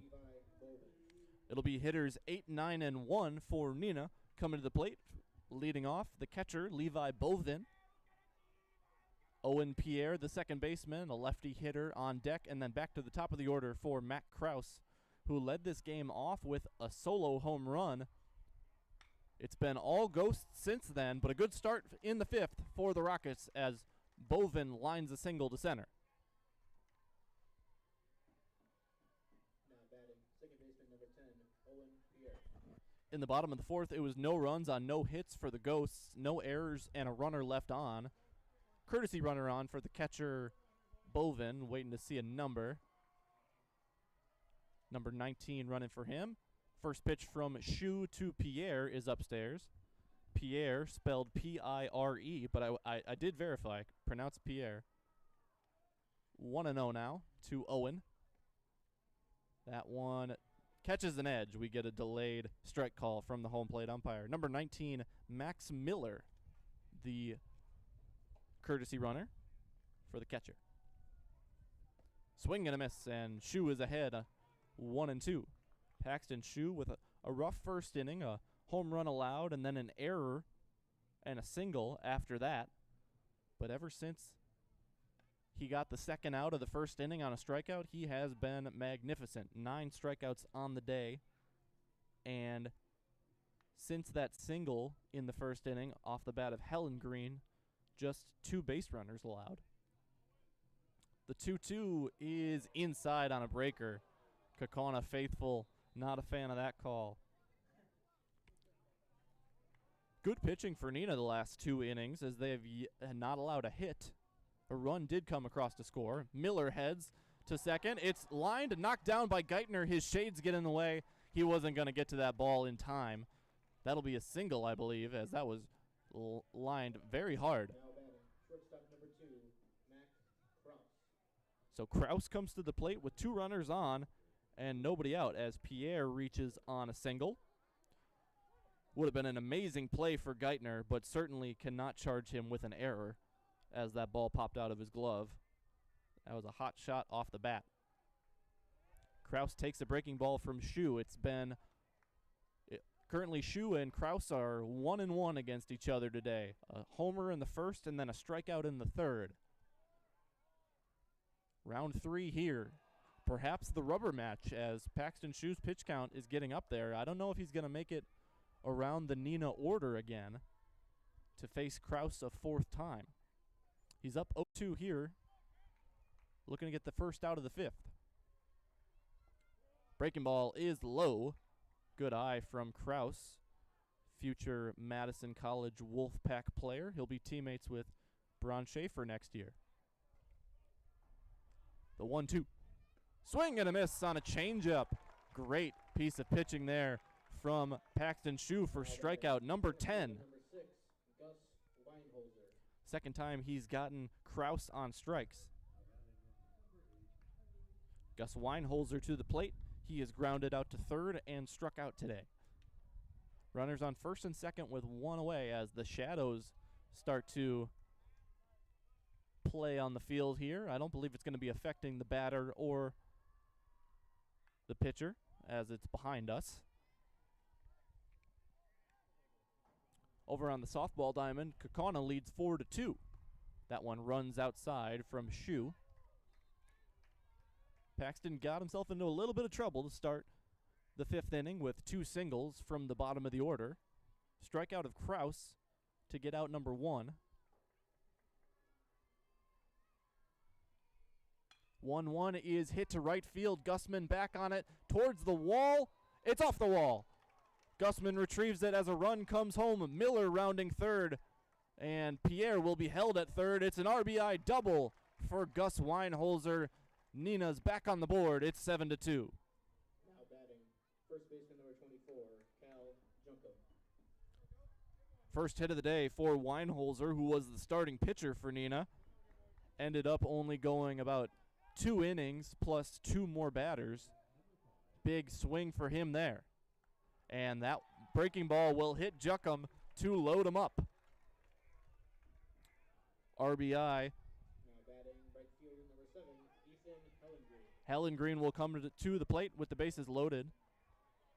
No mound visit here from Coach Jenkins or his pitching coach. He's going to let Shu work through this on his own, even without a talk.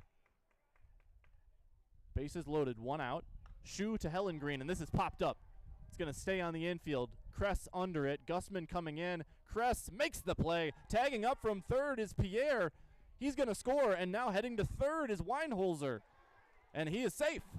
Great base running there from the Rockets on that mile-high pop-up.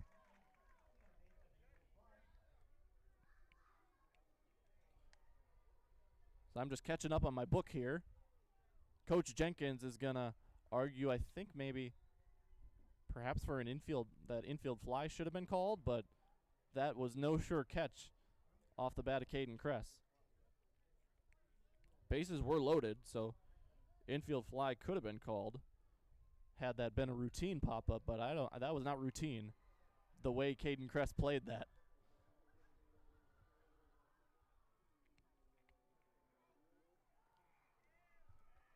And third baseman number 5, Landon Shepard. so the call will stand. A run does score on what I suppose is almost a sacrifice fly to the infield. It's 3-7 with 2 outs. Landon Shepard to the plate, finds himself down 0-1. Cal Juckham remains at first. Pierre to third, or pardon me, Weinholzer to third. Off the pop-up. 0-2 now. Shu ahead of Helen Green.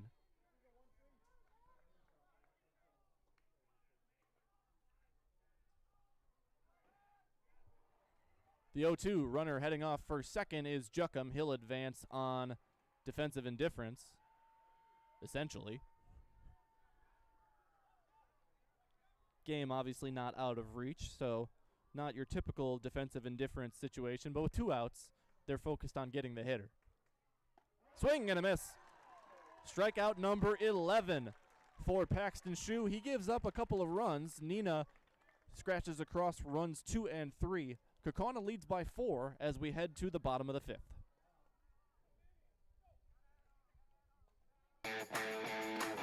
Want to save even more at Fleet Farm? Sign up for Fleet Rewards for exclusive offers and deals. Earn points every time you shop. 500 points gets you a $5 reward. It's free and easy to sign up, in-store or online. Plus, earn rewards even faster with the Fleet Rewards credit card. Get 4 times the points every time you use your Fleet Rewards credit card. Start shopping and start saving even more with Fleet Rewards Yeah, it was good at base Fleet running. Farm. Hayden, that was a tough play.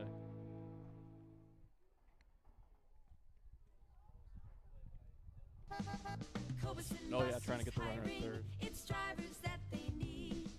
Cobuson Buses hiring is the perfect job for me. Cobuson Buses would like to thank all of our school bus drivers throughout the state of Wisconsin for their safe driving. If you would like to make a difference in your community with a fun and rewarding 2 part-time runs job, on apply at 3 hits. cobuson.com. No Cobuson errors. Buses hiring is the perfect job for me. Number 6, Dylan Lotzer. We head to the bottom of the 5th. Batters 8, 9, and 1 to lead things off for the Ghosts, just as it was in the top of the 5th for Neenah. And their 8 and 9 hitters started it off with 2 singles and ended up scoring. The first run scoring on a Gus Weinholzer double, and then a sacrifice fly to the short outfield grass to the second baseman. Scores the number 9 hitter from third. Good base running by Neenah on that play. 0-2 breaking ball. I thought it hit Lotzer. It ends up being inside, as I think the wind helped it just avoid his body. 1-2, and that one's going to be behind Lotzer. Nearly hit the bat. You got to get the bat head down. You don't want a foul ball. Or worse yet, something I saw in a low A game that I worked during. It hit the bat, and it was into play. Pitcher fires to first to end the game. Look up the name Derek Coro. That's Corro. And that's one of his top highlights. Former athletics minor leaguer. 3-2 swing and a miss. Strikeout for Amsler, his second of the day.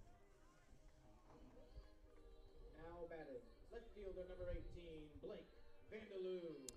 First time that Lotzer has been retired. He was 1 for 1 with a walk and 2 runs scored. His courtesy runner scored both runs, McCoy Linnell, but he goes down on strikes there. Blake Vandeloo has been on both times with a single and then a walk. He takes ball 1 and fouls it off. It's 1-1.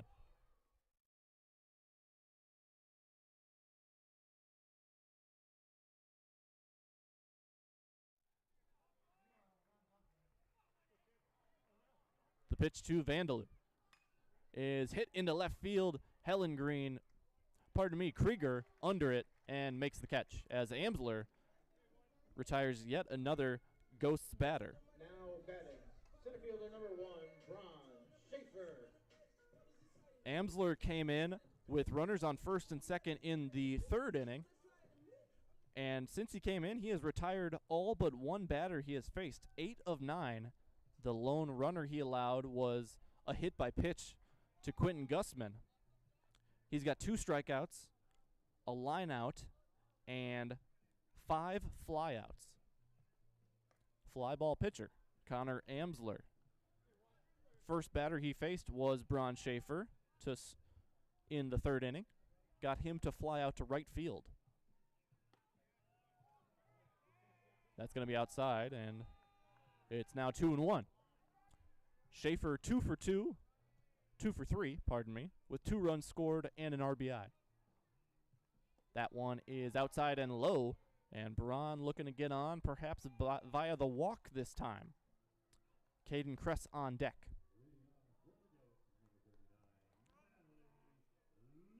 That one's upstairs, and Braun will take his base with 2 away. Now batting, second baseman number 3, Caden Kress. Just the second base runner that Amsler has allowed. Kaukauna looking for their first hit since the 2nd inning. It was a Bennett Geithner single that plated 2. That was runs 5 and 6. As Kress pulls this one deep down the line, but it's going to be well foul. Didn't quite have the distance, but had it stayed fair, it would have been a double, most likely. 0-1 to Caden. He is 2 for 2 with 3 runs batted in. The first 2 came on a single in the 2nd, and then a sacrifice fly got him his 3rd RBI in the 3rd inning. Schaefer goes. Pitch is taken. It's a ball inside. Throw is not in time and high. And Braun Schaefer with his first stolen base of the day. 1-1 to Kress, now with a runner in scoring position. Senior Caden Kress hit a homer the first game we had here on Zaleski Sports against Fond du Lac. Big swing that put that one out of reach for the Cardinals. The senior second baseman with a 1-1 count against him here. Grounds it past the pitcher. Shortstop Kraus over on it. He fires on the move and gets the speedy Kress at first base. A 2-out walk is stranded as it's another scoreless inning for Connor Amsler of Neenah. Score remains 7-3 as we head to the 6th inning on Zaleski Sports. Need a game plan that delivers marketing victories? Bear Performance Marketing is your full-service partner for strategic success. Offering comprehensive solutions that include brand development, social media marketing, branded products, and digital marketing. The goal is to streamline every aspect of marketing while maximizing results. With a focus on clear, transparent communication and a driven team ready to hustle, Bear Performance Marketing is your partner for marketing that outperforms the competition. Learn more at bearpm.com. A reliever had to come in to get the final out because he was over 100.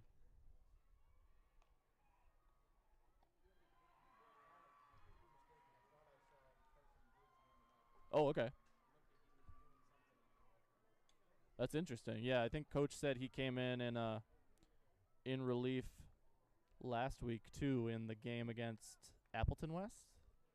No. Gates threw a no-hitter. It was I can't remember. We head to the top of the 6th with Neenah coming to bat. Come with your friends and family to Jexie's Family Restaurant. They offer a cozy coffee house feel with that classic diner experience. With breakfast, lunch, and dinner options, you will never leave feeling hungry. Check out Jexie's on Crooks Avenue in Kaukauna, or search Jexie's on Facebook today. That's Jexi. Foul ball off the bat of Henry St. Clair to start the top of the 6th. Henry is 0 for 2 on the day.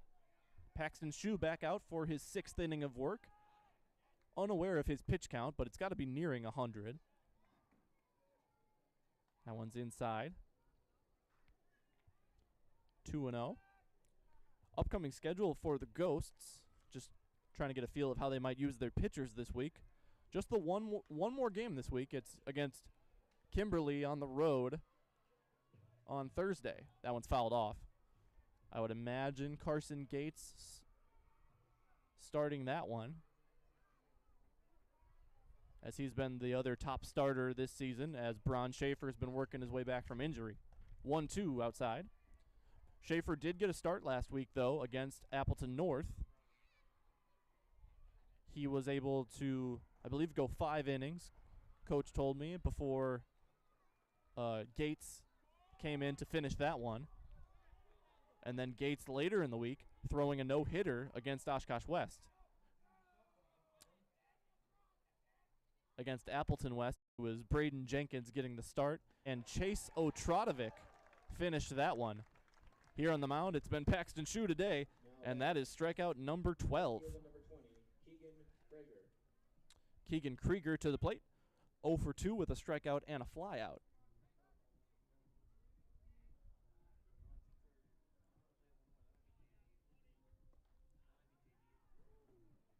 Ball for the first pitch to Krieger.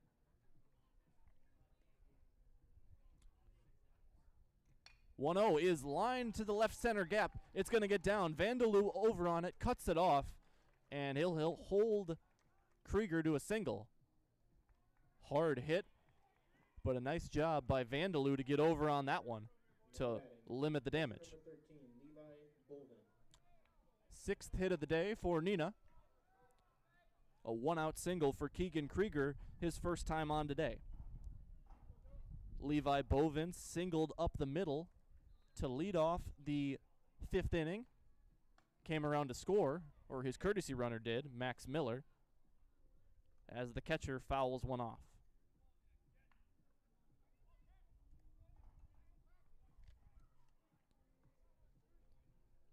"0-1 with a runner on first and 1 away. Another foul ball, this one down the first base line. And Shue in good position to retire Bovin here. 2 strikeouts for Shue in the first inning, 3 in the second, 2 in the third, 2 in the fourth, and 2 in the 5th. The 0-2. He picks up his second strikeout of the 6th inning on a breaking ball.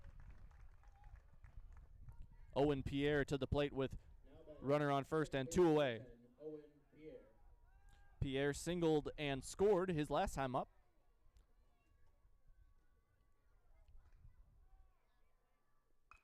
"13 strikeouts for Shue. This will be a grounder to Caden Kress. Over to first, and a scoreless 6th inning for Paxton. Scattering 6 hits and 3 runs across his day. We'll see if he comes back out for the 7th. We head to the bottom of the 6th. 7-3 lead for the Galloping Ghosts. The quality materials that was used when the house was built were below builder grade. I wanted to do something a little exciting, add a little bit of color, a little bit of texture. The Infinity team took time to get to know us. He wanted to know what we wanted. Once he saw my design, he says, well, let's make this happen. It's a big project. Just changed the whole look of the house, and it looks like a brand new home. The Infinity team treated us like we were their family. I would recommend Infinity to anybody.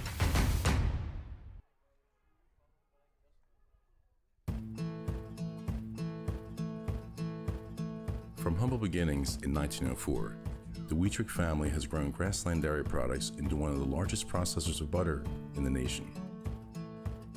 Based in Greenwood, Wisconsin, the family and its hundreds of employees continue their pursuit of providing high-quality products that can proudly be served in restaurants and homes across America.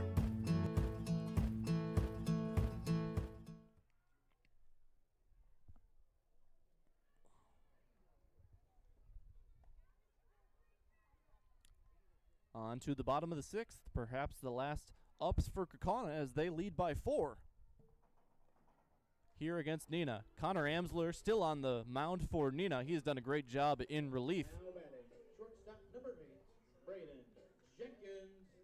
11 batters faced for Connor Amsler. Only 2 base runners and no hits, as Kaukauna has not had a hit since the 2nd inning. Neenah, meanwhile, has had 4 hits in the last 2 innings, and they've scored 2 runs. They leave a runner on first base in the top of the 6th. There was a 1-out single, so no runs on 1 hit, no errors, and a runner left on. 1-0 to Braden Jenkins, the 3-hole hitter. Takes the pitch, low and away, and he's up 2-0. Braden on the day is 0 for 2. He has reached on a hit by pitch and a fielder's choice. Came around to score on that on the at-bat where he reached on the fielder's choice. He stole third base and came home to score on a Quentin Gussman single. Bennett Geithner single, pardon me. Breaking ball is up and away, and it's now 3-1. Connor Amsler has been great for Neenah, but at risk of walking the leadoff man here. And that's going to be up and in. Braden Jenkins on base for the third time today. Now batting, pitcher number 13, Paxton Shue. Paxton Shue, in addition to his 13 strikeouts on the mound, he is 1 for 3 at the plate with a run scored and a stolen base. Struck out looking in the first, singled in the second, and singled here in the sixth as well. As on the first pitch he sees, lines it to left field. Jenkins on to third, and on the throw, Shue will take second.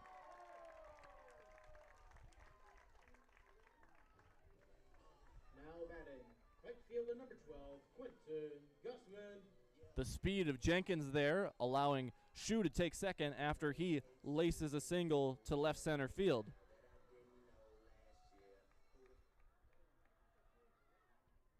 So now Shue 2 for 4. He flew out to center field in the fifth, gets a hit here in the sixth.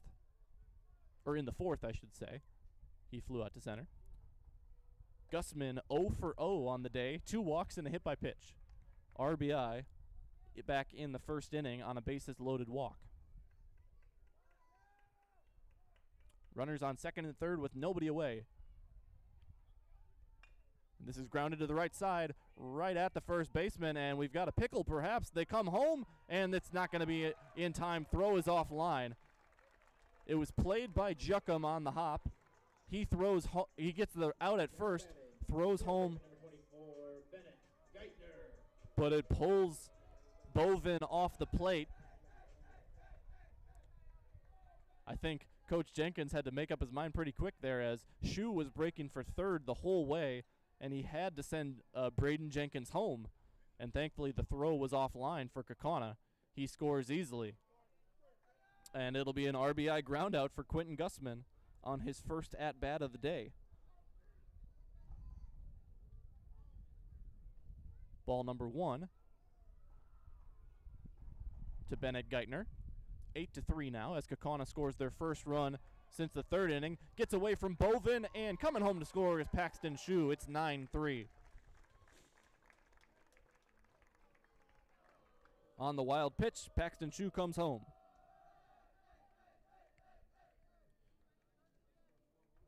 So no RBI there. It's 9-3. Bases empty and 1 away for Bennett Geithner. He takes a pitch inside and works his way back ahead. Geithner on the day, 1 for 3. Grounded into a double play to end the bottom of the first. When the Ghosts were threatening, they had the bases loaded with just 1 out. But then Geithner bounces back in the second inning with a ground ball single up the middle and drove in 2. Takes strike 3 to go down looking for the second time today. Now batting, first baseman number 2, Terran Seegers. As Geithner got the better of the starter, Weinholzer, but has struck out twice against Connor Amsler. First runs across against Amsler here, and the first hit off the bat of Paxton Shue.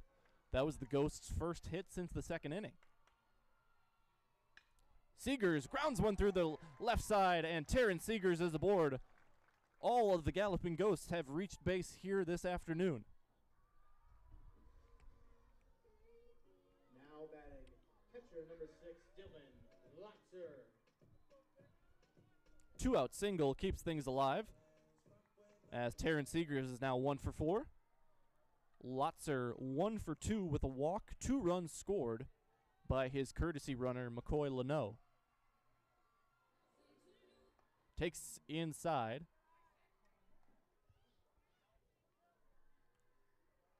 Thanks to our game day sponsors, Fox Valley Tech, Travel Leaders Discovery, and Bear Performance Marketing.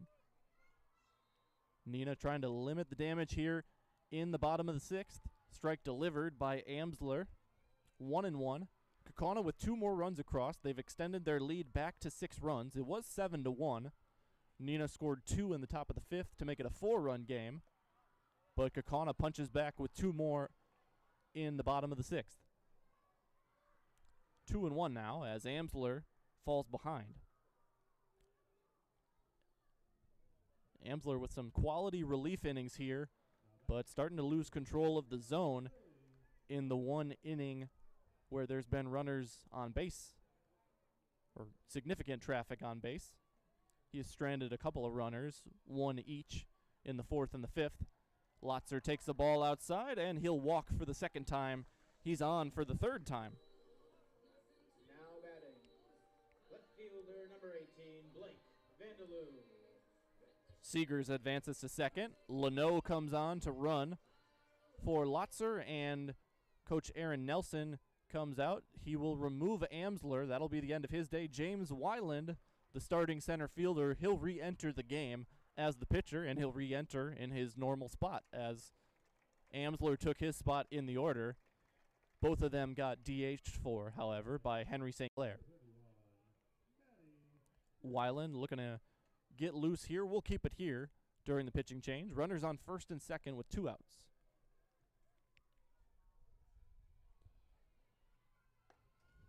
I got to know James Weiland and Cal Juckham a little bit doing the Zaleski Sports Neenah Basketball All Access this past winter. The only 2 players that were on the varsity basketball team that are on the baseball team here. I believe the only 2 players on this Neenah baseball team that played basketball at all, as Cal Juckham and James Weiland were a couple of the senior leaders for a Neenah Rockets basketball team that made a deep run in the playoffs all the way to the sectional semifinal where they fell to Kaukauna.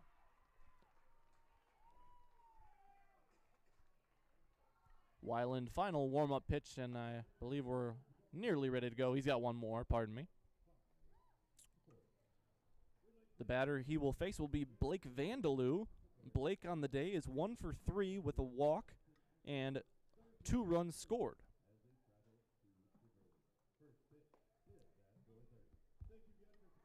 Final score over on the softball field, Neenah comes back with 3 runs in the top of the 6th, and they hold on for a 5-4 victory. The Rockets softball team taking one on the road against Kaukauna.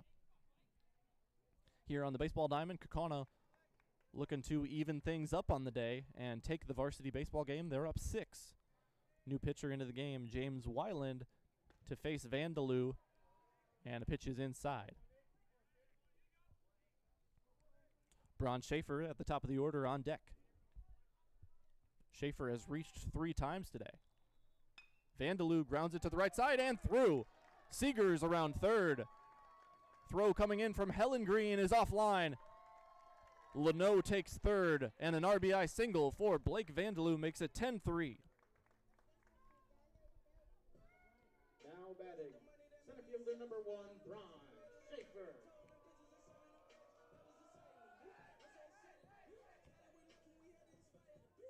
Ten runs on 10 hits for the Galloping Ghosts, 1 error, 3 runs on 6 hits for Neenah, and 2 errors. Runners on the corners with 2 away. Weiland to Schaefer, falls behind 1-0. Vandeloo's 2nd hit of the day, his 1st RBI. Also walked and stole a base in the 3rd. Fouled off by Schaefer. Heads up on the concourse. Great day at the plate at the bottom of the lineup for Blake Vandeloo. He's been on 3 times.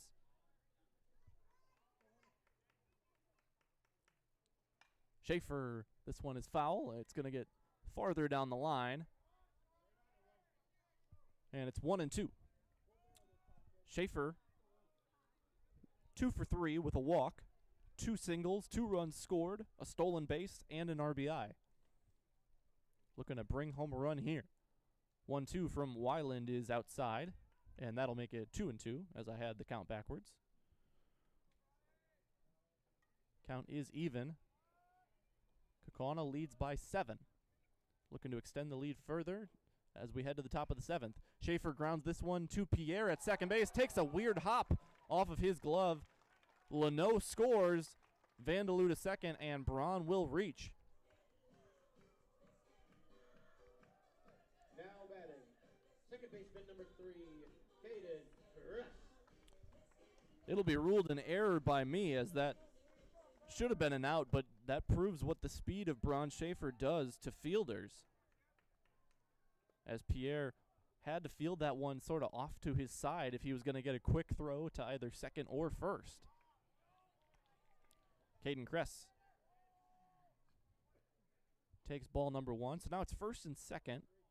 Another run scores. 11-3, the third run of the day for Dylan Lotzer and McCoy Leno. He is courtesy runner. It's now 2-0 to Caden Kress. Caden is 2 for 3 with a sacrifice fly, 2 singles, and 3 runs batted in. Wild pitch allows Vandaloo and Schaefer to advance. Kress takes a strike on the outside edge. Caden Kress with a single could walk this game off, as Schaefer's got great speed at second base. Pulled down the third base line, it gets by Shepard. Vandaloo scores. Schaefer around third, and Kaukauna takes this one 13-3 in 6 innings. A walk-off single for Caden Kress. Kress with RBIs 4 and 5 to finish this one off today. Neenah, Kaukauna puts up 6 in the bottom of the 6th to win 13-3. That is your ball game as your Kaukauna Galloping Ghosts kick this one 13-3 against the Neenah Rockets. Appears that Caden Kress maybe pulled a hammy rounding first there. Hopefully he's all right, especially because I think we're going to make him the highlight house player of the game with 5 RBI on the day. I know Paxton Shue struck out 13, but we talked to Paxton our last time here from Kaukauna High School about 2 weeks ago. We will talk to Coach Mike Jenkins and the highlight house player of the game, whoever that ends up being, after this from Nasonville Dairy. Coming up next is the Nasonville Dairy postgame show. Nasonville Dairy with fresh cheese curds made daily. Get your cheese curds at Nasonville Dairy in Marshfield or Curtis, or at NasonvilleDairy.com. We'll talk to Coach Jenkins and a Galloping Ghost player after this on Zaleski Sports.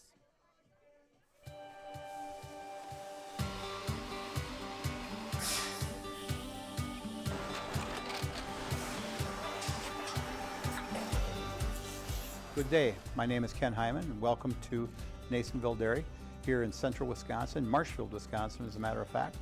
Nasonville Dairy actually goes back to 1885. We are the oldest plant in Wood County. What? When our father brought us here in the early 1960s, we ran 7,500 pounds of milk a day. We now run 1.8 million pounds of milk a day. We buy dairy milk from 200 dairy farmers here in central Wisconsin, produce it, and ship it all over the world. We make a lot of different cheeses. We make cheddar, Colby, Monterey, Farmer's Cheese, Peach Cheese, Quesa Blanca, Quesa de Fure, Seco, Parm, Romano, Asiago, Fontina, Feta Caseri, Cafetieri, Cafla Graviera, 20 different flavors of Monterey, as well as making Edam, Gouda, and Munster. This has allowed us to go to a lot of different countries. Our furthest accounts are now in China, Japan, Canada, Saudi Arabia. We do ship to Mexico, as well as a number of other places throughout the world. This is what we call Cheese Making 101. We tried to walk you through the cheese plant today, and we're in hopes that you see our people, what they're doing, and the amount of work that goes into producing the products that we hope you enjoy.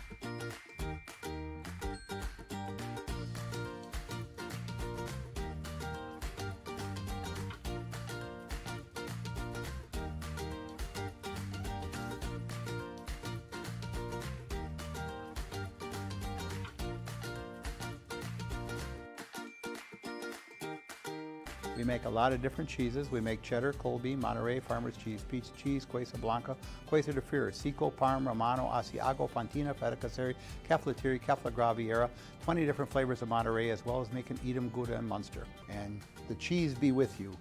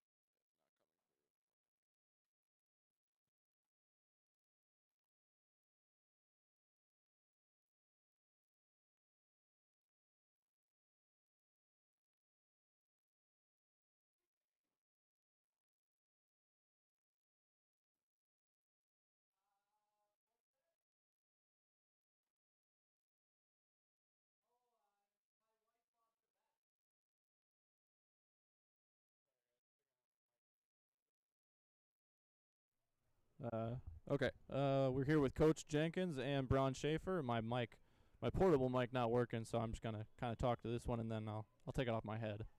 Zoom out a lot. Suppose I should look at the screen. There we go. All right, Coach. 13-3 in 6 innings here. You guys give up that leadoff home run in the top of the first, and then Paxton, like he's done a lot of times this year, rough first inning, and then he settles in. I know it's not ideal, but says a lot about him able to put that in the back of his mind and get back to work. Yeah, true to Paxton form, right? Giving up some early first inning runs. Definitely a ball that Mac got all up there on him. Those two are good friends, so it's I think maybe advantage hitter on all the live ABs those guys do over the winter on that one. But nice to see him settle in, and anytime Mac came back up, he got his number. So, but it was a typical first inning out of Paxton, unfortunately, and then the rest of the innings, fortunately, on how he's been pitching. But our offense responds. And you guys are on a roll. I believe you've won 8 FVA games in a row now, and the only games you've dropped recently have been close non-conference tests. So as you guys go into this third game Thursday at Kimberly, it's one that you got to have for a shot at the conference. You took care of business here this afternoon. What are you looking for on Thursday against the Papermakers? True battle. They're at top of the conference for a reason. They're on top of the conference year after year. If we're going to be at the top, we got to beat the best, right? And that's who we're preparing for. We're expecting a heck of a battle over at their place on Thursday. It's going to be a good game. 2-1 the first time that we played them. Honestly, they took advantage of one mistake is really the difference in that game, and that's kind of been the tone of what we've played. Our losses, apart from one, are really just kind of one mistake that the other team took advantage of. So it's been good. We're playing good baseball right now, and Kimberly will be a real fun one tomorrow or on Thursday. And then, as we're about to talk to Braun here, what do you have to say about your leadoff man getting on base by any means possible here today? Maybe an error at the end, but clearly his speed made the second baseman uncomfortable on that ball. What's it like to have that sort of bat at the top of your lineup? And you can just take the mic from me. Yeah, no problem. That's why we have him at the top. It's finding any way to touch first base. He does a really good job. He sets the tone for us really well. Takes pitches, really learns what the pitcher's doing at the beginning of the game for our other guys to see a handful of pitches come through, and then from there he's comfortable in doing his jobs, and ultimately that's what he's really been on a heater here and hitting well at the top of the order, and then continuing innings for us, and yeah, like you said, make them have to rush. Speed kills as well. Congrats, Coach. I can tell you and Coach Nelson are good buddies. You're 3-5 against him now, so you're getting back to 500 against him, the Neenah head coach, as you guys started the same year. We'll talk to our highlight house player of the game now, Braun. A great afternoon for you at the top of the order. What's it been like setting the table this season for some new hitters behind you now, but capable hitters? As Coach said, you're just trying to get as many pitches as possible and sort of weed out the starting pitcher, see what he's offering? Yeah, it's a big thing. I've hit leadoff all my life, so understanding how you can help your teammates is a big thing. You go up there and see one pitch and get out, it doesn't help your teammates, but if you see multiple pitches, find a way to get on base, it'll help your teammates a lot, so that's one of the things I focus on. You come home to score the final run of this game. Caden Kress driving in 5. Caden had quite the night. Hopefully he's all right. I saw he kind of maybe tweak something around first there. Batting behind you. What's it been like to have Paxton Shue join in the batting order? I was there for that walk-off home run, walk-off when you guys were on the road, but the home team against Appleton North. Paxton giving you guys a bit of life here in the middle of the order, let alone striking out 13 on the mound. Yeah, kid's a spark plug. He hasn't hit all of high school until this year, but it's something he really focused on. Long nights and early mornings is like what he's done his whole life, so it helps to see him at-bats actually come his way. It's nice to see that. And then when you guys went to Neenah the last time, it was pretty dominant in favor of the Rockets. You guys with a pretty resounding victory here today, another 10-run run rule win in 6 innings. What's the relationship between you and Mac? You guys are going to be teammates next year, that's right, at Madison College. He starts this game off, and it certainly looked like he was going to get the better of you guys again, but then like I said about Paxton, it says a lot about you guys as a team. You can have that rough top of the first inning, an error in there, a home run. You guys really bounced back and played a complete game after that. Yeah, all of us are competitors. We've played together for the past 4 years, so it helps to see, all of our hard work paying off that we put in together. And then, I guess on the Neenah kicking our butt the first time, it's a good time to get hot here, and this is definitely the one you'd rather have. Thanks so much, Braun. Good luck on Thursday. We're going to do the highlight house player. You can step back a little bit. Hopefully this will reach. I'll give you this. Or we can fake it. We can fake it like you're talking into this, and I'll just kind of hold this right here. 3, 2, 1. Oh, I'm sorry. I'm Braun Schaefer, and I'm in the house. 3, 2, 1. I'm Braun Schaefer, and I'm in the house. Thank you, Braun. Good luck. And that will do it from Kaukauna High School. Sorry for the awkward post-game here, folks. I think I took a little bit of water damage last week at Appleton North on my portable mic, so I'm realizing that I'm very loud right now. I'll turn that down. Thank you so much for joining us here this afternoon. A resounding victory for the Ghosts as they move to 15-5. They are 12-3, a game and a half back of Kimberly, depending on what happened in their game at Oshkosh West. If Kimberly was able to take the victory in that one, then Kaukauna remains 2 games back. Big game on Thursday. They can pull within 1, or if Oshkosh West beat them today, they could pull into tied with the Papermakers of Kimberly. Neenah falls to 15-7 overall, 11-4. That puts them at 3rd in the conference, depending on what Hortonville did. Hortonville at Appleton West today. So if the Polar Bears were able to win that, they're now tied for 3rd with the Rockets, as those teams remain alive for conference. Hortonville coming into today 3 games back. Neenah and Kaukauna 2 games back. Those are the only 4 teams that are alive, along with Kimberly, in the conference. Thank you so much for joining us again. Caden Kress walks it off on a run rule 13-3 in 6 innings as Kress drives in 5. Paxton Chu goes the distance, 6 innings, 3 runs, 6 hits, I believe, 13 strikeouts, and he also did his part at the plate with 2 hits, going 2 for 4. Braun Schaefer, great at the top of the order. And thank you so much to Coach Jenkins and Braun for giving us their time. Our next broadcast for Kaukauna will be next Tuesday against Hortonville at home in a game that the Ghosts will hope will be very meaningful if they're able to take down Kimberly on the road. That game against Hortonville could mean that Kaukauna pulls into a tie with Kimberly, and ironically now Kaukauna is going to be cheering for Neenah to take down the Papermakers as they play next Tuesday. So we'll have that game against Kaukauna against Hortonville, and then Neenah will be at Kimberly, and hopefully the Galloping Ghosts are alive for at least a share of the conference crown as we can sort of scoreboard watch that Neenah-Kimberly game. But first things first, Kaukana's got to take down Kimberly on Thursday. Tomorrow, the Galloping Ghosts go to play Green Bay Preble in a non-conference game at Capital Credit Union Park, the home of the Green Bay Rockers of the Northwoods League. Before that, and then Kimberly, Hortonville, and finally Oshkosh North on the 28th, and Manitowoc Lincoln. Neenah will play Fond du Lac at home on Thursday. They're at Kimberly, and at Kimberly next Tuesday, home against Appleton North next Thursday. That'll do it. If you're looking for more Fox Valley Zaleski sports action, I will be at Marian University in Fond du Lac for a great softball matchup on Thursday between St. Mary's Springs and Stevens Point Pacelli. That'll do it from Kaukauna High School. This has been Gunnar Sippert with you on Zaleski Sports. Thank you so much for tuning in, and have a great rest of your evening.